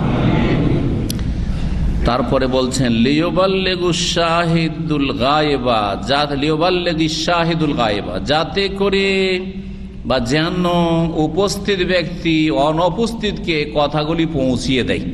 অন্যের রিওয়ায়াতে ফালিয়ুবাল্লিগি শাহিদুল গায়েবা, যে হাজির আছে, যে হাজির নেই, তার কাছে যেন কথাগুলি পৌঁছিয়ে দেয়। কারণ সবাই তো হাজির হতে পারেনি সেখানে। অনেকে ওই যুগে ইসলাম গ্রহণ করেছে, আসতে পারেনি বিশেষ কারণে হয়তো, আর অনেকেই আসেনি, এখনো ইসলাম গ্রহণ করেনি বা এখনো পৃথিবীতে জন্মায়নি, আগামীতে আসবে। কিয়ামত পর্যন্ত আমার এই কথাগুলি তোমরা কি করিও, যারা উপস্থিত অনুপস্থিতদের কাছে পৌঁছিয়ে দেওয়ার ব্যবস্থা করিও। তাহলে এই যে পৌঁছিয়ে দেওয়ার ব্যবস্থা, সেটা তখনকার যুগে তখনকার মতো হয়েছে, আর এখনকার যুগে এখনকার মতো হইতে পারে। কি বুঝলেন আমার কথা? তখনকার যুগে পৌঁছে দেওয়ার জন্য গিয়ে লোকদের কাছে সরাসরি পৌঁছাইতে হয়েছে। নবী সাল্লাল্লাহু আলাইহি ওয়াসাল্লামের কাছে ওই আরাফার ময়দানে আর ওই মেনার ময়দানে এই কথাগুলি আমরা শুনে আসলাম, গিয়ে নিজ নিজ অঞ্চলের নিজ নিজ গোত্র বংশে গিয়ে পৌঁছিয়ে দেবে। আগামীতে যারা দীর্ঘ সময় ধরে বাঁচবে আর আগামী জেনারেশন আসবে তাদেরকে পৌঁছে দেবে। তাহলে সরাসরি কথার দ্বারা পৌঁছাইতে হইতো। জি, সাউন্ড সিস্টেম ছিল না যে অনেক লোকের কাছে পৌঁছিয়ে দেব, ঠিক না? আর এখন সোশ্যাল মিডিয়ার যুগে কত সহজ হয়ে গেছে পৌঁছে দেওয়া। ফালিয়াবাল্লিগি শাহিদুল গায়েবা, যারা এখানে হাজির আছে, তারা যারা আসতে পারেন না অথবা আসে না, তাদের কাছে তোমরা কোরআন সুন্নাহর দাওয়াত, তৌহিদ এবং সুন্নতের দাওয়াত, সহিহ আকীদার দাওয়াত পৌঁছিয়ে দেবে। জি, ফালিয়াবাল্লিগি শাহিদুল গায়েব, এটি সবার জন্য হুকুম। তো আল্লাহ কত সহজ করে দেয় দিনের খেদমত করা। আল্লাহ যেন দিনের খেদমতে সকল মুসলিমকে নিয়োজিত থাকার তৌফিক দান করেন।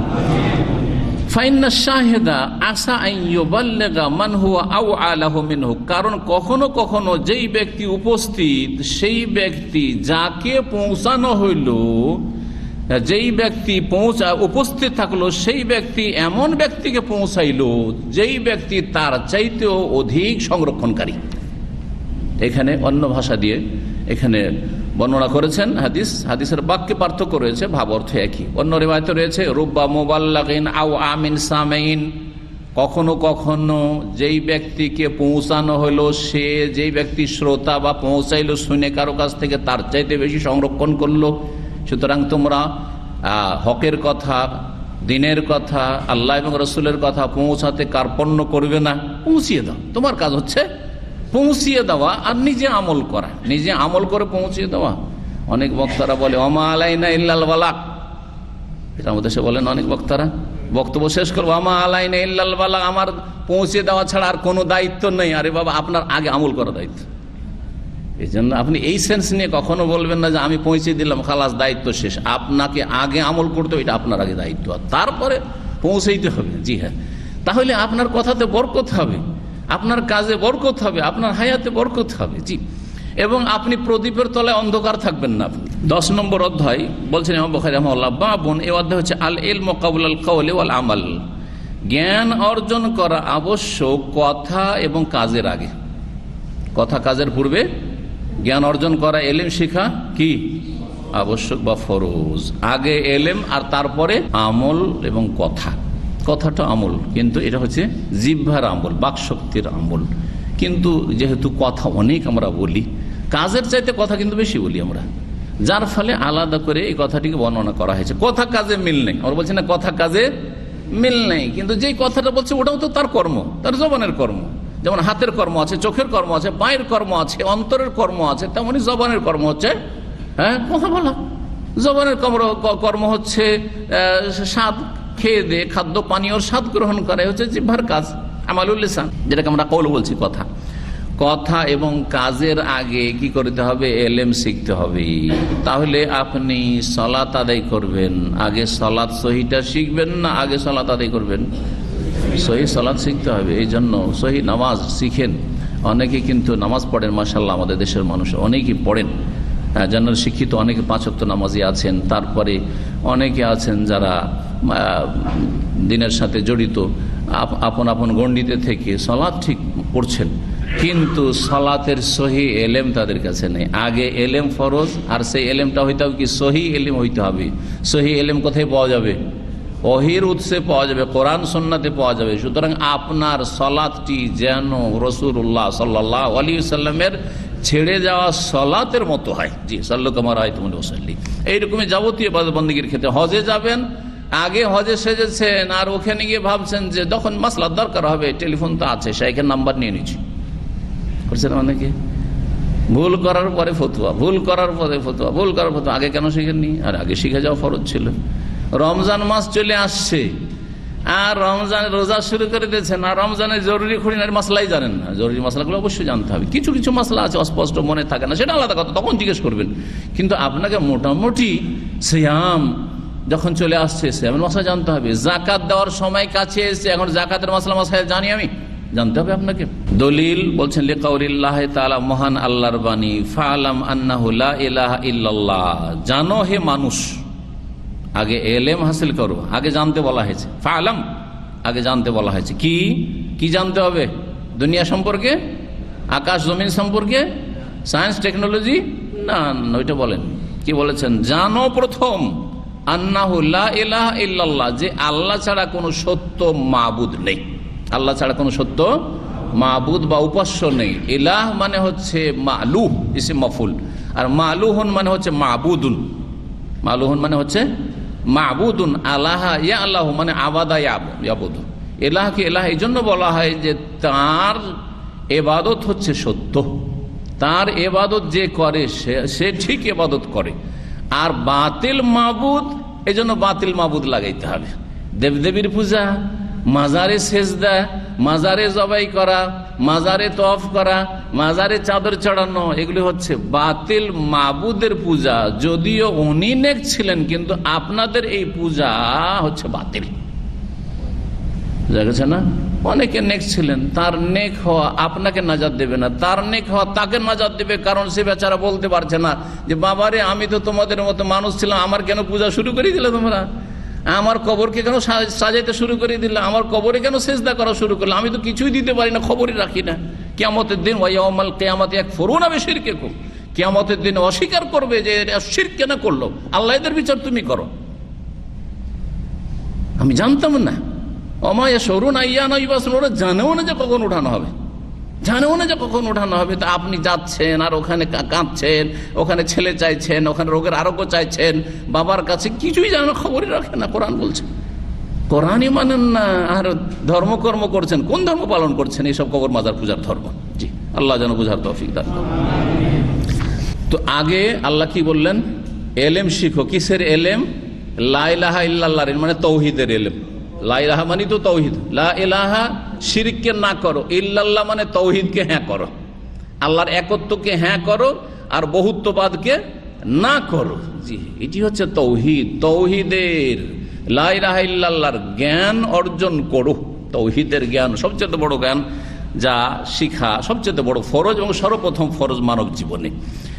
তারপরে আমল এর দলিল, তারপরের অংশটুকু যা ইমাম বুখারী নিয়ে আসেনি, সংক্ষেপ করে দিয়েছেন, ওয়াস্তাগফির লিযামবিকা, হে নবী তোমার ভুল ভ্রান্তির জন্য তুমি আল্লাহর কাছে ক্ষমা চাও বা ক্ষমা প্রার্থনা করো।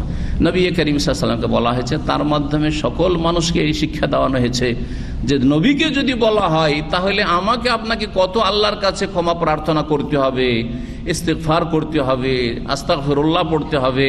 জি, নবী করিম সাল্লাল্লাহু আলাইহি ওয়াসাল্লাম সেজদাতে পড়েননি সুবহানাকা আল্লাহুম্মা রাব্বানা ওয়া বিহামদিকা আল্লাহুম্মা গফিরলি, পড়েছেন না পড়েননি? হ্যাঁ, দুই সেজদার মাঝখানে আল্লাহুম্মা গফিরলি ওয়ারহামনি ওয়াহদিনি ওয়াআফিনি ওয়ারযুকনি পড়েননি? এই আয়াতগুলোর আমল আস্তাগফির লিযামবিকা, ইস্তিগফার করো। নবী সাল্লাল্লাহু আলাইহি ওয়াসাল্লাম প্রতিদিনে 100 বার করে ইস্তিগফার করতেন না? জি, বসে থাকতেন সাহাবীদের সাথে, একটু পর পরই বলতেন, ইস্তিগফার করতেন না রাসূলুল্লাহ সাল্লাল্লাহু আলাইহি ওয়াসাল্লাম? রব্বিগফিরলি ওয়া তুব আলাইহি ইন্নাকা আনতাত তাওয়াবুর রাহিম পড়তেন রাসূলুল্লাহ সাল্লাল্লাহু আলাইহি ওয়াসাল্লাম। জি, তো ইস্তিগফার করার হুকুম আসলো 2 নম্বরে, আর ফালাম এলেম শিখার হুকুম আসলো 1 নম্বরে। ইস্তিগফারটা আমল না এলেম? আমল। ক্ষমা চাইতে হবে আমল, আর এলেম শিখতে হবে জ্ঞান। তো আগে জ্ঞান আর তারপরে আমল। জি, কেমন করে ক্ষমা চাইতে হবে এটাও শিখতে হবে আপনাকে। কার কাছে ক্ষমা চাইতে হবে, কে আপনাকে ক্ষমা করতে পারে? ক্ষমা চাওয়ার জন্য কি ওসিলা লাগে নাকি, কাউকে ধরা লাগে নাকি, বুজুর্গকে আকাবেরকে? না না, ধরা লাগে না, সরাসরি চা। ক্ষমা চাওয়ার জন্য কোন পীর বা হুজুর কিবলার কাছে গিয়ে বলতে হবে যে হুজুর আমি জেনা করেছি, আমাকে একটু তওবা করিয়ে দেন, বলতে হবে নাকি? এইটা ব্রাহ্মণদের ধর্ম, এটা হচ্ছে খ্রিস্টানদের ধর্ম, ইসলাম ধর্ম নয়। বরং আল্লাহ ঢেকে রেখেছেন মান ইজ্জত, আপনি ঢেকে রাখুন, গোপনে লুকিয়ে লুকিয়ে আল্লাহর কাছে তওবা করুন। জি, তো এই সমস্ত কিছু আপনাকে শিখতে হবে। এক কথা এখানে ইস্তিগফার উল্লেখ করে সবকিছুই বলা হয়েছে, আগে এলেম আর তারপরে আমল। দলিল এই আয়াত মনে রাখবেন, সূরা মুহাম্মদ আয়াত নম্বর 19। ইমাম বুখারী বলেছেন ফাবাদা বিল ইলমি, আল্লাহ শুরু করেছেন এলেম দিয়ে, আগে এলেম আর তারপরে ইস্তিগফারের কথা উল্লেখ করে, যেটি হচ্ছে কর্ম। তারপরে ওলামাদের ফজিলত বর্ণনা করছেন। আপনি এলেম শিখবেন কখন? আপনি এলেম শেখার জন্য উৎসাহিত হবেন যখন জানবেন যে এলেমের অনেক মর্যাদা আছে, আলেমের অনেক মর্যাদা আছে আল্লাহ রাব্বুল আলামিনের কাছে। বলছেন ওয়াইন্নাল উলামা ওয়া হুম ওয়ারাসাতুল আম্বিয়া, আর নিশ্চয় যারা সত্যিকার আলেম তারা নবীগণের উত্তরাধিকারী, ওয়ারিস, নবীদের ওয়ারিস। কিসের ওয়ারিস? ধন দৌলত দিয়েছেন, হ্যাঁ, বিনা পুঁজির ব্যবসাটা দিয়েছেন পীরদেরকে। বাবা তোমরা তো আগামীতে আসবে আর তোমরা কবর মাজার পীর মুরিদের ব্যবসা করবে, আর কোনো ইনভেস্টও লাগবে না, আর কোনো ইলেকশন লড়াও লাগবে না, আর এইসব দল করাও লাগবে না, শুধু একটা আস্তানা নিয়ে বসে যেও, হ্যাঁ বাস মুরিদ বানায়। বিনা পুঁজির ব্যবসা নাকি এই ব্যবসা দিয়েছেন? না না না না না, ধন সম্পদের ওয়ারিস বানাননি, না বৈধ না অবৈধ, ধন সম্পদের ওয়ারিস বানাননি। বরং সহিহ বুখারীতে একটি হাদিস আসবে যে নাহনু মাশারুল আম্বিয়া, আমরা নবীদের জাত, নবীদের জামাত।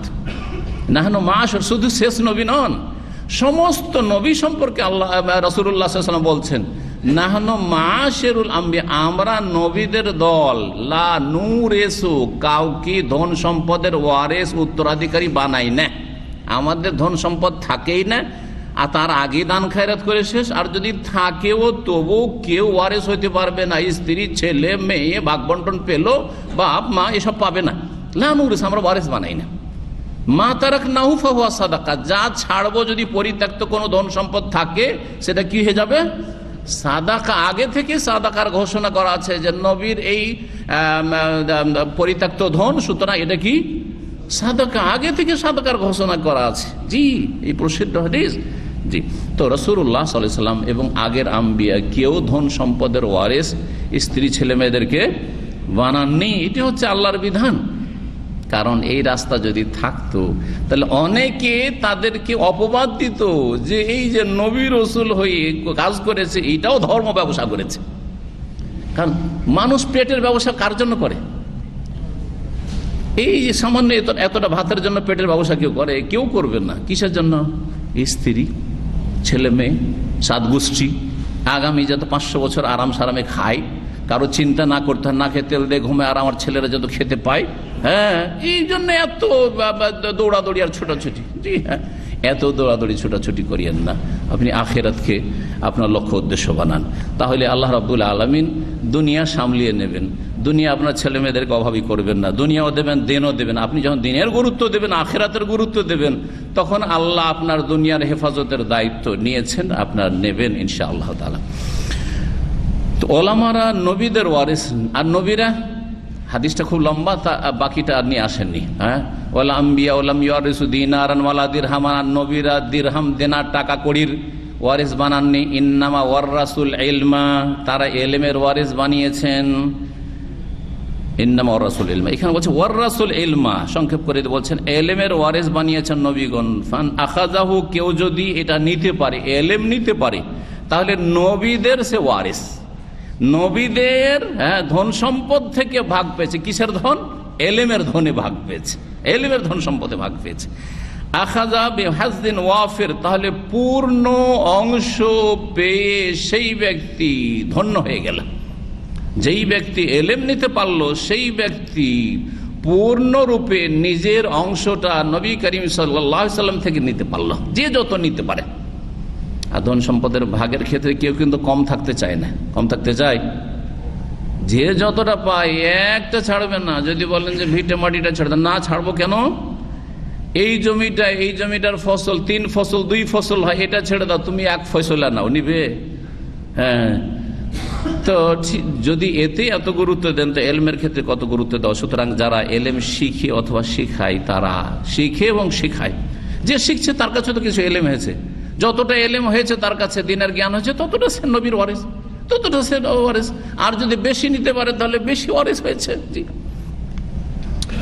তারপরে এলমের ফজিলত বা আলেমের ফজিলত, তালেবে এলেমের ফজিলত সম্পর্কে বলছেন যে এলেম কি করছে? সন্ধান করছে। ওমান সালাকা তারিকান ইয়াতলুবু বিহি ইলমান, কেউ যদি এমন রাস্তায় চলে, উদ্দেশ্য হচ্ছে এলেম তলাশ করা, এলেম শিখা, তালেবে এলম সে। আর আমরা সকলে কিন্তু তালেবে এলম। আর আমাদের দেশে মাদ্রাসা থেকে ফারিগ হলে নাম আর তালেবে এলেম থাকে না, আলেম হয়ে যায়। সৌদি আরবে বড় বড় আলেমরা নিজেদেরকে তালেবে এলেম বলে। কথা বোঝা গেছে? আর আমাদের দেশে শুধু মাদ্রাসা ফারেগ হইতে বাকি, মাদ্রাসা ফারেগ, আর অনেকে ফারেগ হয়নি, আলেম পাস, ফাজেল পাস। ও আলেম, বড় আলেম না, কিছুদিন পরে দেখা যাচ্ছে যে ওর ডিগ্রি ও ফাজেলও পাস করেনি, আল্লামা সাহেব। কারণ খুব বলতে পারে, তখন ওর নাম আল্লামা হয়ে গেছে। খোঁজ নিয়ে দেখবেন মেলাগুলো এরকম কিন্তু বড় বড় বক্তা আছে। কথা বোঝা গেছে না? হ্যাঁ, ব্যাস, আমাদের দেশে আলেম কথাটি সস্তা খুব। বাংলাদেশে শুধু নয়, বাংলাদেশ, ভারত, পাকিস্তান, এই 3টি দেশের রোগ হচ্ছে যে কারো কাছে শরীয়তের এলেম যদি কমও থাকে বা কিছুই না থাকে, কিন্তু বলতে বেশি পারে, তাহলে ও আল্লামা হয়ে গেল। তখন কি হয়ে গেল?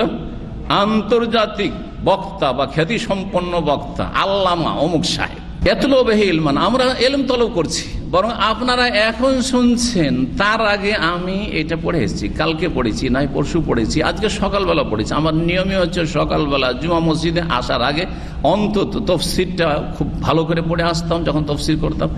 এখনো কোনোদিন বিনা পড়াতে বুখারী নিয়ে আসছে আপনাদের সামনে, এইটা অসম্ভব কথা।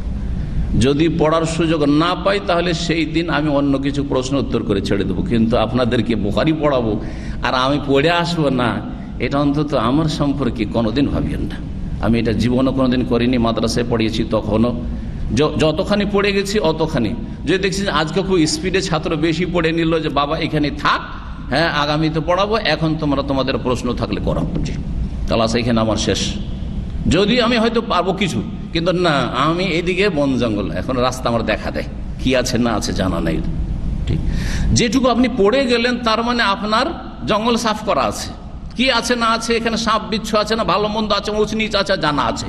কিন্তু হঠাৎ করে যখন আপনি ঢুকে গেলেন এমন জায়গায়, এমন এলেমে, যেই এলেম সম্পর্কে এখন পর্যন্ত পড়েননি, আগের কিছু আছে, বন জঙ্গল সম্পর্কে জানা আছে, সুন্দরবনে বাঘ আছে, সাপ আছে, ভল্লুক আছে ইত্যাদি, কিন্তু কোন এলাকায় কি আছে না আছে জানা আছে, তাহলে আগে রাস্তা জানতে হবে, তারপরে সেই রাস্তায় পা দিতে হবে, এটাই হওয়া উচিত। কিন্তু অধিকাংশ লোকেরা করে না, ওয়াজ মাহফিল করেই যাচ্ছে, কারণ একদিনও মাহফিল বাদ নেই, আর গেলেই তো 25, 30, 50 হাজার বা তারও বেশি। তাহলে পড়ার সময় কোথায়? সারা রাত জেগে ওয়াজ করে আসলো, আর সকালবেলা ঘুম দিল, আর জোহরে ওইটা ফের টান দিল আবার। হ্যাঁ, বরং আমি শুনেছি অনেক বক্তা আছে দিনে 3টা করে মাহফিল করে। তাহলে কোথা থেকে পুঁজি পাবে? ওই আগের পুঁজিগুলিকে বাস এদিক সেদিক করে, এদিক সেদিক কাটা ছেঁড়া করে ঘুরে ফিরে ওই সব কথায় ঘুরে ফিরে। আমি ছাত্র জীবনে আমি বক্তব্য শুনতে যেতাম মাহফিল, আর যাওয়ার পরে দেখতাম একটা বক্তার 5 বার শুনলে আর নতুন কিছু পেতাম না।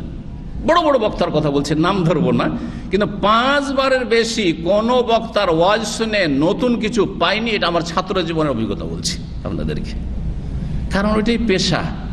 আর শীতকাল ছাড়া তো গরমের কালে পাওয়া যাবে না সুযোগ। আমরা তো আলহামদুলিল্লাহ সারা বছর আপনাদের চালাচ্ছি, তাই না? সারা বছর একটু একটু করে আমরা সপ্তাহে একদিন চালাচ্ছি।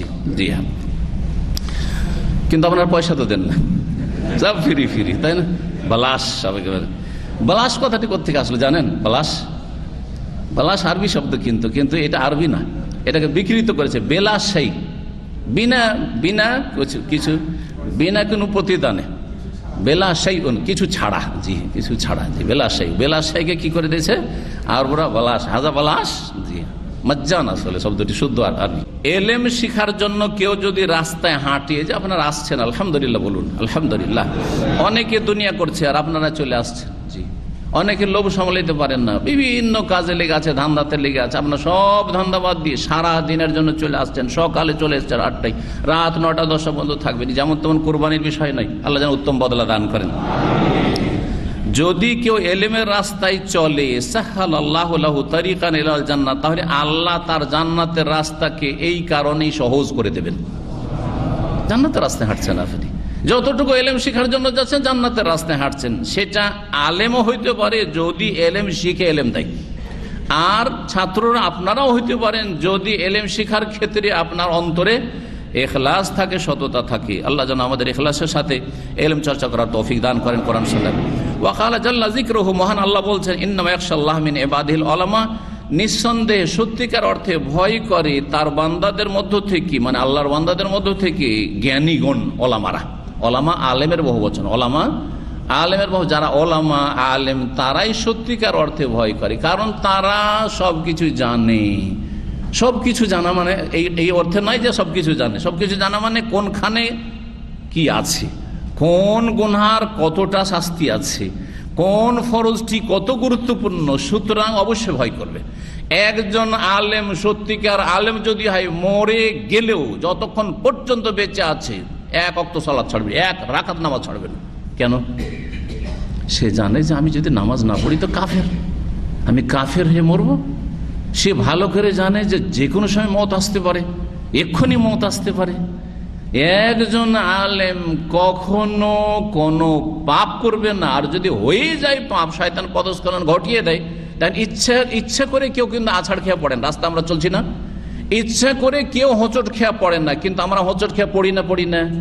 অনেকের পা ভেঙে যায় হোঁচট খেয়ে, কিন্তু ইচ্ছা করে পড়িনি। পড়ে যাওয়ার সাথে গায়ে শক্তি থাকলে পড়ে থাকি না, সাথে সাথে ওঠার চেষ্টা করি।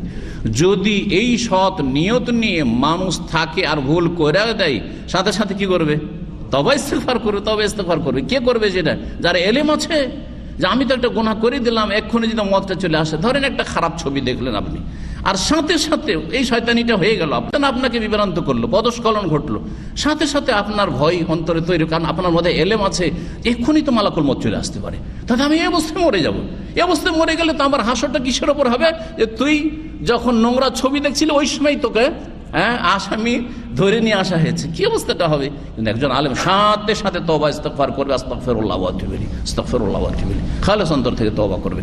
তো এইভাবে আপনি যে কোনো জীবনের উদাহরণ দিতে পারেন। মানুষ ভুল করতে পারে, কিন্তু ভুলের উপর অটল থাকে না যদি সত্যিকার জ্ঞানী আলেম হয় বা এলেমওয়ালা হয় কোরআন সুন্নাহর। আর বেআমল যদি আলেম হয় তাহলে তো বলা যায়, বলার নেই। বেআমল অনেকে আছে, এলেম আছে কিন্তু আমল নেই, মানুষকে দিতে চায় কিন্তু নিজে আলোকিত হতে চায় না। জি, আল্লাহ আমাদেরকে হেফাজত করেন। সূরা ফাতির আয়াত নম্বর 28 সেটি ছিল। আরেকটি আয়াত সূরা আনকাবুতের আয়াত নম্বর 43 বলছেন, ওয়ামা ইয়াকিলুহা ইল্লাল আলিমুন, দিনের বিষয়গুলিকে জ্ঞানীরা ছাড়া আর কেউ উপলব্ধি করে না, বুঝে না। যারা আলেম জ্ঞানী ছাড়া পরকালের বিষয় বা দিনের বিষয়কে অন্যরা বুঝে না তেমন। জি, এর পার্থক্য আছে। পাশাপাশি সালাত আদায় করছেন, একজন বড় জ্ঞানী সবগুলি দুয়া সূরার অর্থ বুঝছেন, আর একজন মোটেই বুঝছেন না। দুইজনের সালাত একই রকম, একই সাথে শুরু করলেন, একই সাথে সালাম ফিরলেন। বরং হতে পারে যেই লোকটি একটি অর্থ বোঝে না, সেই লোকটি আগে থেকে মসজিদে এসে বসে আছে, কিন্তু এ বেচারা কিছুই বুঝে না, কিছুই বুঝে না। সালাত পড়লো, কিছুই উপলব্ধি করলো না। আর যেই লোক সালাত পড়লো বুঝে অর্থগুলি, সেই লোক কি করলো? তার উপলব্ধি, হাড়ে হাড় উপলব্ধি হচ্ছে। সূরা ফাতিহাতে কি পড়লো, রুকুতে কি পড়লো, সিজদায় কি পড়লো, আত্তায়াত কি বললো, দুরুদে কি বললো, ইত্যাদি ইত্যাদি। আল্লাহর কাছে ফাইন্নাহু লা ইয়াগফিরু যুনুবা ইল্লা আনতা ফাগফিরলি, আল্লাহ তুমি আমাকে মাফ করে দাও, এই উপলব্ধি নিয়ে সে বলছে এই দোয়াগুলি। জি, তো ঠিক পার্থক্য ওই রকমই, যেমন দুটো নারিকেল দুইজনকে দেওয়া হয়েছে, দুটো নারিকেল দুজনকে দেওয়া হয়েছে। একজন নারিকেল জীবনে খায়নি, আর নারিকেল সম্পর্কে তার নলেজ নেই, সুতরাং নারিকেলের উপর থেকে দিল কামড়, দিয়ে দাঁত ভেঙে গেল, দাঁত ভেঙে গেল, রক্ত বেরোতে শুরু হলো। আর এক লোক জানে যে নারিকেল, আমি বাঙালি, ভালো করে বুঝি নারিকেল কেমন করে খাই, কিন্তু বাঙালির চাইতে বেশি নারিকেল আর ডাব খাই মালদ্বীপের লোকেরা, যা দেখে আসলাম। মালদ্বীপে নারকেল, বুঝতে পারতেন, মালদ্বীপে নারকেলের দেশ আর তুনার দেশ, এই দুটো ছাড়া আর কিছু পাবেন না ওখানে। মালদ্বীপে নারিকেল আর তুনা, তুনা বুঝুন তো, এই যে তুনা মাছ, সুবহানাল্লাহ, খুব প্রসিদ্ধ তুনা মাছ। ও এখনো মনে পড়ছে, নিয়ে এসেছিলাম বেশ কিছু ওখান থেকে। তো কখনো কেউ গেলে তুনা মাছটা অবশ্যই নিয়ে আসবেন, আর কিছু নেই। ও ভাইরাও বললো যে শেখ, এখান থেকে তুনা মাছ ছাড়া আর ডাব ছাড়া কিছু নিয়ে যাওয়ার নেই, কিন্তু ডাব তো বোঝা, মাটির বোঝা নেওয়া যাবে না, তো তুনা মাছটাই নেন। জি, যেই ব্যক্তি নারিকেলের ভিতরে ঢুকবে নারিকেলের স্বাদ পাবে, তাই না? ডাবের ভিতরে পানিটা খাবে, সে স্বাদ পাবে। তো বোঝার চেষ্টা করুন, কমপক্ষে সালাতের ভিতরে যে দোয়াগুলি পড়ছেন সেগুলি বোঝার চেষ্টা করুন। তারপরে বলছেন, ওয়াকালু, জাহান্নামীরা জাহান্নামে যখন নিক্ষিপ্ত হবে বলবে, লাউ কুন্না নাসমাউ আও নাকিলু, আমরা যদি শুনতাম নবী রাসূলের কথা, আলেমদের কথা, আও নাকিলু, অথবা বুঝতাম ভালো করে, নিজের বিবেকটাকে কাজে লাগাইতাম, মা কুন্না ফি আসহাবিস সাইর, তাহলে আমরা জাহান্নামের অধিবাসী হইতাম না। সাইর জ্বলন্ত আগুনকে বলা হয়, জ্বলন্ত আগুনের অধিবাসী হইতাম না। জি, সৌদি আরবে যারা আসলো আর আসার পরেও তৌহিদ সুন্নত শিখলো না, শিরক বিদআত ছাড়লো না, নামাজ ধরলো না, চলে গেল, আবার বিভিন্ন দেশ থেকে এসে নিজ নিজ দেশে চলে গেল, তারা এই কথাগুলি বলবে না সেই দিন যে হায় রে, সৌদি আরবে আল্লাহ অনেক সুযোগ দিয়েছিল, কিন্তু আমরা শুনিনি, আর শুনে বিশ্বাসও করিনি, শুনেছি তো উড়িয়ে দিয়েছি, হেউ করে বিশ্বাস করিনি, বুঝারও চেষ্টা করিনি, সেই জন্য আমাকে জাহান্নামে আসতে হয়েছে। মা কুন্না ফি আসহাবিস সাইর, জাহান্নামে আসতে, এই দশাটা হইতো না যদি আমরা এরকম করতাম। জি, আল্লাহ যেন আমাদের সময়গুলোকে ভালো কাজে লাগাবার তৌফিক দান করেন। সূরাতুল মুলকের আয়াত নম্বর 10। তারপরে আল্লাহ বলছেন, হাল ইয়াস্তাবিল্লাযিনা ইয়ালামুন ওয়াল্লাযিনা লা ইয়ালামুন, যারা জ্ঞানী আর যারা জ্ঞানী নয়, যারা জানে আর যারা জানে না, উভয় কি সমান হইতে পারে? সমান হইতে পারে না। যেমন আলো অন্ধকার সমান, সূরা জুমার আয়াত নম্বর 9। এইগুলিতে আলেম বা জ্ঞানীর ফজিলত বর্ণনা করা হয়েছে। আলেম মানে শুধু মাদ্রাসা পড়ো আলেম না, যারা জ্ঞান চর্চা করে তাদের ফজিলত বর্ণনা করা হয়েছে। আপনারা মাশাআল্লাহ বেশ কিছু জানছেন, আর আপনার আপন মায়ের পেটের ভাই কিছুই জানছে না, দুজন সমান না? দুজন সমান না, দুইজন সমান শুধু গণতন্ত্রে। সুতরাং যারা বলে আমরা গণতন্ত্রে বিশ্বাসী, তারা ওই রকম মূর্খ। আমরা গণতন্ত্রে বিশ্বাসী নই, হ্যাঁ, আমরা যোগ্যতায় বিশ্বাসী, মানুষের যোগ্যতায় বিশ্বাসী। যোগ্য ব্যক্তিকে নেতৃত্ব দিতে হবে, আর যোগ্য ব্যক্তিরা যোগ্য ব্যক্তিকে খুঁজবে যে আমাদের চাইতে যোগ্য ব্যক্তি আছে, তাকে নেতৃত্বটা দিই।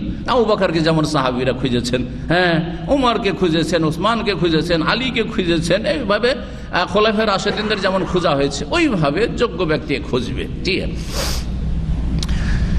তো বলছেন যে জ্ঞানী আর জ্ঞানীরা কি সমান হইতে পারে না? সমান হইতে পারে না। নবী করিম সাল্লাল্লাহু আলাইহি ওয়াসাল্লাম বলছেন, মান ইউরিদিল্লাহু বিহি খায়রান ইউফাক্কিহু ফিদ্দিন, আল্লাহ যার সাথে কল্যাণের ইচ্ছা করেন তাকে দ্বীনের জ্ঞান দিয়ে থাকেন। এই হাদিসে ফজিলত আপনাদের এলেম ওয়ালাদের ফজিলত, যদি কাউকে আল্লাহ এলেম দিয়ে থাকেন, দ্বীনের সুযোগ দিয়ে থাকেন শিখার, তাহলে জানবেন যে আল্লাহ আপনার ভালাই চান, কল্যাণ চান। বলেন আলহামদুলিল্লাহ। এই কথাটি মনের সান্ত্বনার জন্য যথেষ্ট। টাকা পয়সা যদি নাও থাকি, কিন্তু আলহামদুলিল্লাহ আমি সৌদি আরবে বেশি কিছু না পেলেও দিন শিখেছি, আলহামদুলিল্লাহ। আল্লাহ আপনার সাথে কি চেয়েছেন? কল্যাণ চেয়েছেন। যেখানে আপনার এলেম হয়েছে, আমল হয়েছে, ভালো মানুষ হইতে শিখেছেন, খারাপ কে সেটা চিনতে শিখেছেন, খারাপ কোনগুলো সেগুলো শিখে, আলহামদুলিল্লাহ আল্লাহ আপনার মঙ্গল চান দুনিয়া এবং আখিরাতে, সেই জন্য আপনাকে দিন শিখার তৌফিক দান করেছেন। জি আলহামদুলিল্লাহ। বলেন ওয়াইন্নামাল ইলমু বিত্তাআল্লুম, তারপরে বলছেন ইমাম বুখারী রাহিমাহুল্লাহ যে এলেম অর্জন হয় জ্ঞান চর্চা করলে বা এলেম চর্চা করলে।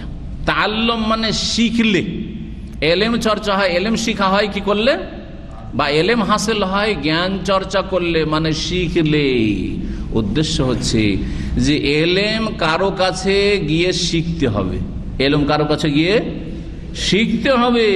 এটা করলে হবে না। আজকাল অনলাইনের যুগে অনেকে মনে করেন যে আমি তো এই তো লাইভ চলছে, যাবো, দরকারটা কি, আমি এখানে বসে, আমি ঘরে বসে শুনে নিচ্ছি। অনেক ভাইরা কিন্তু দামামে এরকম আছেন যারা বলেন দেখা সাক্ষাৎ হলে শেখ আপনার সব আলোচনায় শুনি, কিন্তু জীবনেও সেন্টার আসে না।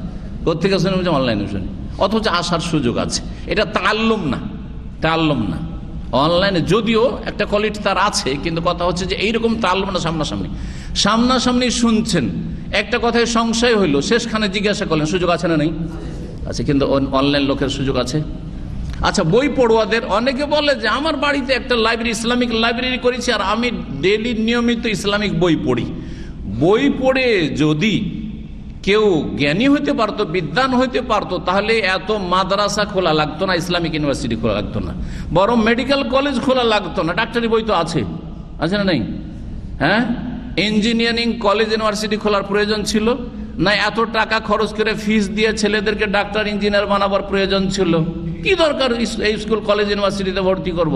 বাস বইগুলো কিনে নেবো, আর ছেলেরা নিজেই পড়বে, হয়ে যাবে, ডাক্তার হয়ে যাবে, ইঞ্জিনিয়ার হয়ে যাবে, আলেম হয়ে যাবে। হবে না। এলম হাসিল হয় তাআল্লুম করলে। তাআল্লুম যে শিখে, শিক্ষার্থীর কাজ, আর তালিম হচ্ছে শিক্ষকের কাজ। শিক্ষকের কাছে শিক্ষার্থী হইতে হবে, তাহলে সত্যিকার এলেম হাসিল হবে। যদি কোটি কোটি লোকের মাঝে এক দুজন ব্যতিক্রম থাকে, সেটা আলাদা, সেটা স্পেশাল আল্লাহর দান হইতে পারে। এমন কিছু হয়তো দুটো একটা আছে ইসলামের ইতিহাসে, কিন্তু সেটা আমি আপনি নয় যে বিনা ওস্তাদে শিখবো। এই জন্য ওলামাদের একটি উক্তি আছে, মানকানা শাইখুহু কিতাবহু, মানকানা শাইখুহু কিতাবহু, যার ওস্তাদ কিতাব হবে, মানে কিতাবকে সে ওস্তাদ বানাইলো আর কিতাব নিয়ে সবসময় পড়াশোনা করছে, কাসুরা খাতাওহু, তার ভুল বেশি হবে, ওয়াকাল্লা সওয়াবহু, আর তার ঠিকটা কমই হবে, তার ঠিকটা কম হবে। এই উদাহরণ দিতে গিয়ে অনেকগুলো উদাহরণ আলেমরা দিয়েছেন, তার মধ্যে আমাদের দেশীয় উদাহরণ। জি হ্যাঁ, উর্দু বই তো বুঝেন যে আমাদের দেশে, বাংলাদেশে পর্যন্ত এখনো মাদ্রাসাতে উর্দু ফার্সি উঠাতে চাই না। এক বিপদের বিপদ। দিন শিখলে আপনাকে কয়েকটা ভাষা শিখতে হবে, তাহলে একটা বাঙালি গিয়ে আলেম হবে, তাই না? যার ফলে বাংলাতে মজবুত হইতে পারে না। তো উর্দুতে ওই মৌলভী সাহেব পড়েছে, হ্যাঁ, যে जब इमामत करे तो हिल के पढ़े, जब इमामत करे, जब लोगों की इमामत करे तो हिल के पढ़े। हिल के माने हिले पड़ता है।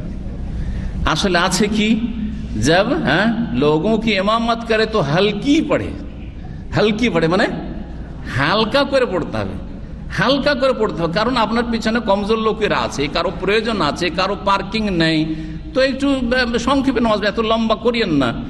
কিন্তু কি পড়েছে? হিলকে পড়ে। আর নামাজ ইমামতি করতে লেগে ও হিলতে শুরু করেছে। তখন মুসল্লির তো পেরেশান হয়েছে, আরে বাবা কি হলো, যে মির্গির রোগ ধরলো নাকি? কথা বোঝা গেছে? জি হ্যাঁ, না, খবরদার।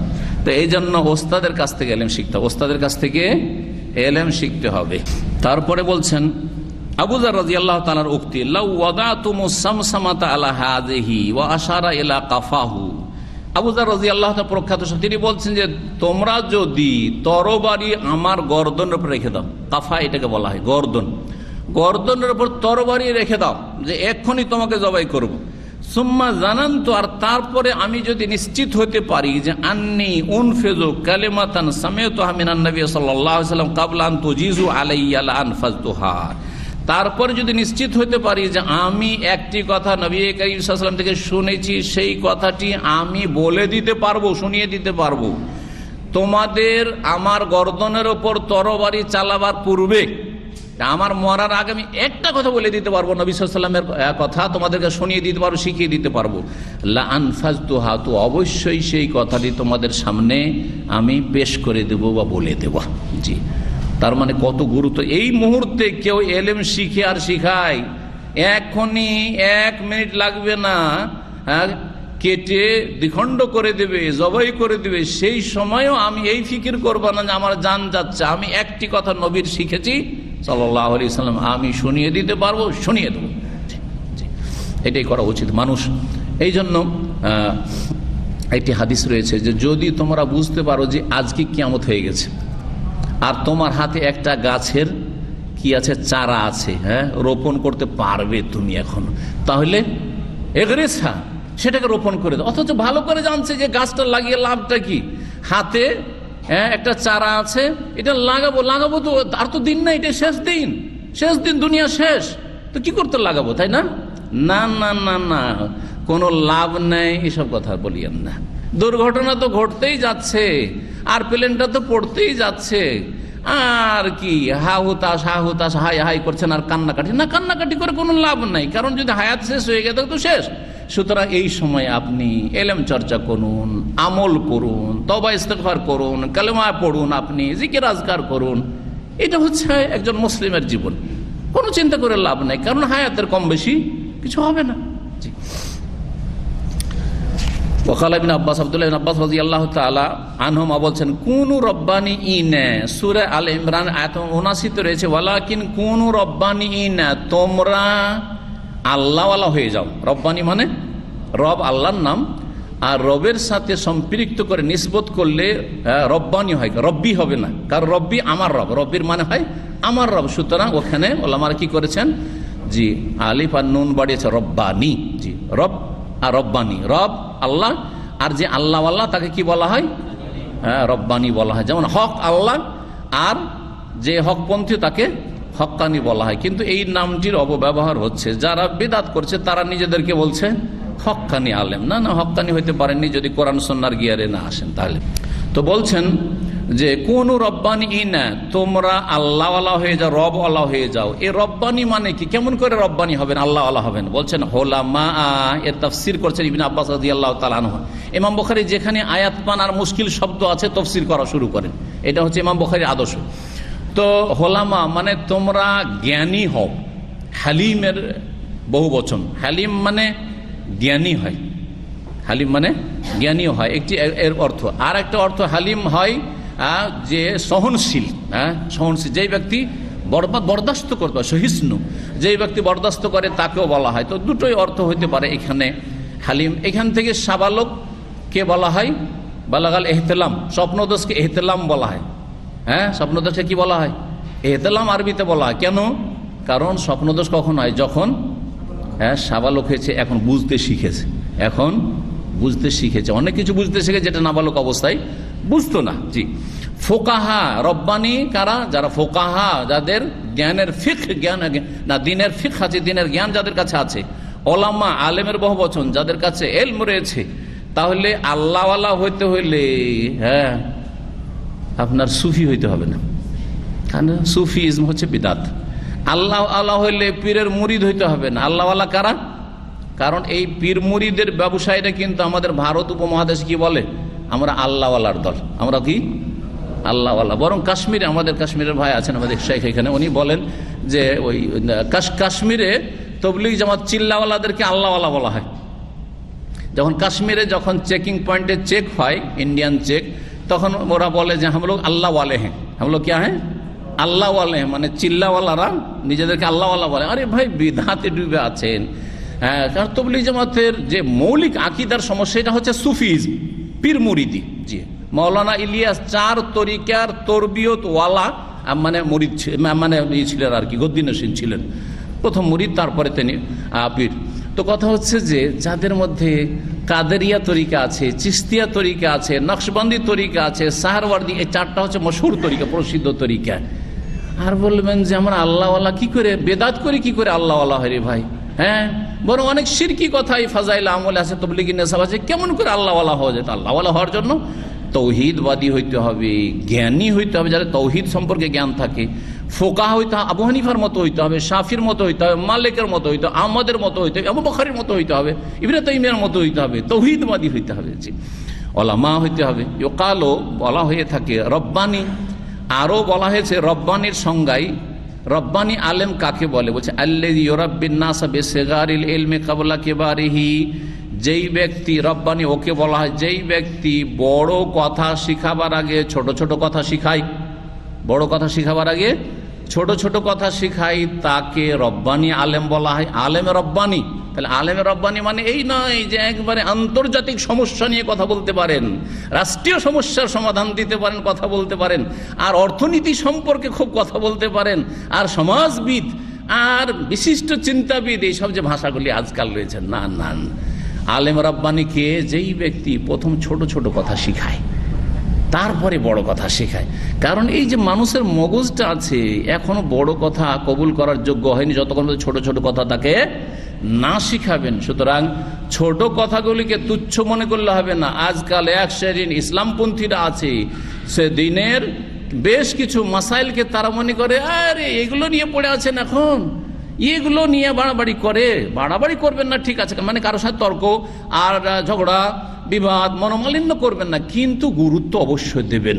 হ্যাঁ, যদি হাইজের কেউ মাসলা পড়ায়, নেফাসের মাসলা পড়ায়, তায়াম্মুমের মাসলা পড়ায়, ওযু গোসল নাপাকি পাক নাপাকির মাসলা পড়ায়, হ্যাঁ, অথবা রফেদানের কথা বলে, আমিন জোরে কথা বলে, বুকে হাত বাঁধার কথা বলে, আরে আপনারা এই ছোটখাটো মাসলা নিয়ে পড়ে আছেন, একেবারে তুচ্ছ জ্ঞান করে এগুলোকে, ভুল কথা। তাহলে আপনি রব্বানি নন। আল্লাহওয়ালা ওরা যারা ছোট কথা আগে শিখায় তারপরে বড় কথা। ছোট কথা মানে আমাদের নজরে ছোট নাই, ছোট কথা মানে হালকা সহজ বুঝতে। আর সহজ হচ্ছে, প্রথম সহজ হচ্ছে তৌহিদ। তৌহিদ আগে লা ইলাহা ইল্লাল্লাহ শিখাবেন। আরে লা ইলাহা ইল্লাল্লাহ, তৌহিদের কথা আজকাল বললে লা ইলাহা, আমরা তো মুসলমান, আমাদের কি তৌহিদ শিখাবেন বলেন? আজকাল বেদাতিরা কিন্তু বলে মুসলমানকে তৌহিদ শিখাতে, যাও যাও অমুসলিমকে দাওয়াত দাও, ওদেরকে তৌহিদের দাওয়াত দাও। অথচ মাজার পূজায় ডুবে আছেন, সুফিবাদের শিরকে ডুবে আছেন, ওয়াহদাতুল ওজুদ আর হুলুল এগুলো যে কুফরি তৌহিদ পরিপন্থী বিষয়, এগুলি বুঝেন না। হ্যাঁ, তাসাওয়ারে শেখ আর ফানা, শেখ ফানা হয়ে যাওয়া, বিলীন হয়ে যাওয়া, লয় হয়ে যাওয়া, এইসব যে ইস্তেলাহ পরিভাষা রয়েছে আপনাদের, সব ইমান ভঙ্গকারী বিষয়, তৌহিদ পরিপন্থী বিষয়, এগুলো বুঝেন না। আর বলেন আরে শুধু বলে তৌহিদ তৌহিদ তৌহিদ সুন্নাত, তৌহিদ সুন্নাত। তাহলে তৌহিদ সুন্নাত দিয়ে বুঝাইতে হবে, ভিতটা মজবুত করতে হবে। আর ভিত মজবুত করার পরে তখন বড় বড় কথা। আগে এই রাষ্ট্রীয় আলোচনা, হ্যাঁ আপনাদের রাষ্ট্রীয় ক্ষেত্রে কি ভূমিকা রয়েছে, সমাজ সংস্কারের ক্ষেত্রে কি ভূমিকা রয়েছে। আর সমাজ সংস্কারের তরিকা হচ্ছে দাওয়াত। দাওয়াত আন্দোলন নয়, জি হ্যাঁ, ইসলাহ বিপ্লব নয়, ইসলাহ বিপ্লব নয়। এই নতুন নতুন ভাষাগুলি বর্জন করুন আর কোরআন সুন্নাহর ভাষাগুলি ব্যবহার করুন। একটি কথা শুধু বাকি আছে, এখানে আলোচনা করি, সেটা হচ্ছে যে ইমাম বুখারী রাহিমাহুল্লাহ এতক্ষণ অনেক লম্বা কথা বললেন, আয়াত আর কিছু হাদিসের সামান্য অংশ, অধিকাংশগুলি আয়াত ছিল, আর কিছু আসার ছিল, মানে সাহাবায়ে কেরামদের উক্তি, যেমন আবু যার, তারপর ইবনে আব্বাস ইত্যাদি, তাই না? হাদিস কেন নিয়ে আসলেন? হাদিস নাই, কিন্তু অধ্যায় শেষ। এই ক্ষেত্রে একদল ওলামারা বলেছেন যে ইমাম বুখারী রাহিমাহুল্লাহ এতগুলি আলোচনা করার পরে দেখলেন যে আগে এলেম শিখতে হবে, পরে আমল করতে হবে, কথা বলতে হবে। কথা এবং আমলের আগে কি করতে হবে? জ্ঞান অর্জন করতে হবে, শিখতে হবে। এটা সাব্যস্ত হয়ে গেছে। সুতরাং আর হাদিসের দিকে উনি গেলেন না। দ্বিতীয় ব্যাখ্যা হচ্ছে যে ইমাম বুখারী রাহিমাহুল্লাহর শর্ত তো খুব উচ্চমানের শর্ত ছিল, সেই শর্ত অনুযায়ী তিনি এই বিষয়ের উপর কোনো হাদিস পাননি। হাদিস আছে, কিন্তু হয়তো ইমাম তিরমিজির শর্তে আছে, ইমাম মুসলিমের শর্তে আছে, আবু দাউদ নাসাইর শর্তে আছে, কিন্তু তার শর্তে নেই, সেই জন্য হাদিসগুলি নিয়ে আসেনি, তবে ইঙ্গিত করে দিয়েছেন এর মাধ্যমে যে এই মর্মে যেমন আয়াত বললাম তেমনই হাদিসও আছে। মনে রাখবে যে আগে এলেম আর তারপরে আমল আর কথা। একটাও কথা বলবেন না, বক্তা হবেন না যতক্ষণ এলেম নেই, এলেমবিহীন বক্তা হবেন না। ফতুয়া দেবেন না যতক্ষণ পর্যন্ত সহি এলেম নেই। জি, আর এলেম হচ্ছে আপনার আসল উৎস কোরআন এবং হাদিসের এলেম হইতে হবে। এই নয় যে কারো মুফতির ফতুয়া পড়ে, ফতুয়ায় আলমগিরি পড়লাম, ফতুয়া কাজী খান পড়লাম, ফতুয়া অমুক পড়লাম, আর ফতুয়া পড়ে পড়ে ফতুয়া দেওয়া ঠিক নেই। আপনি কোন দলিলের ভিত্তিতে হালাল হারামের ফতুয়া দিচ্ছেন এটা আগে এলেম হাসিল করবেন, তারপরে মুফতি সাজবেন। তো আমাদের দেশে যে মুফতি সাজার বিষয়টি রয়েছে অত সহজ বিষয় নয়, ভয় করা উচিত। আগে এলেম শিখুন আর তারপরে কথা বলুন। আল্লাহ যেন আমাদের সকলকে তৌফিক দান করেন। আকুলু কওলি হাযা ওয়া সুবহানা রাব্বিকা রাব্বিল ইজ্জাতি আম্মা ইয়াসিফুন ওয়া সালামুন আলাল মুরসালিন ওয়ালহামদুলিল্লাহি রাব্বিল আলামিন।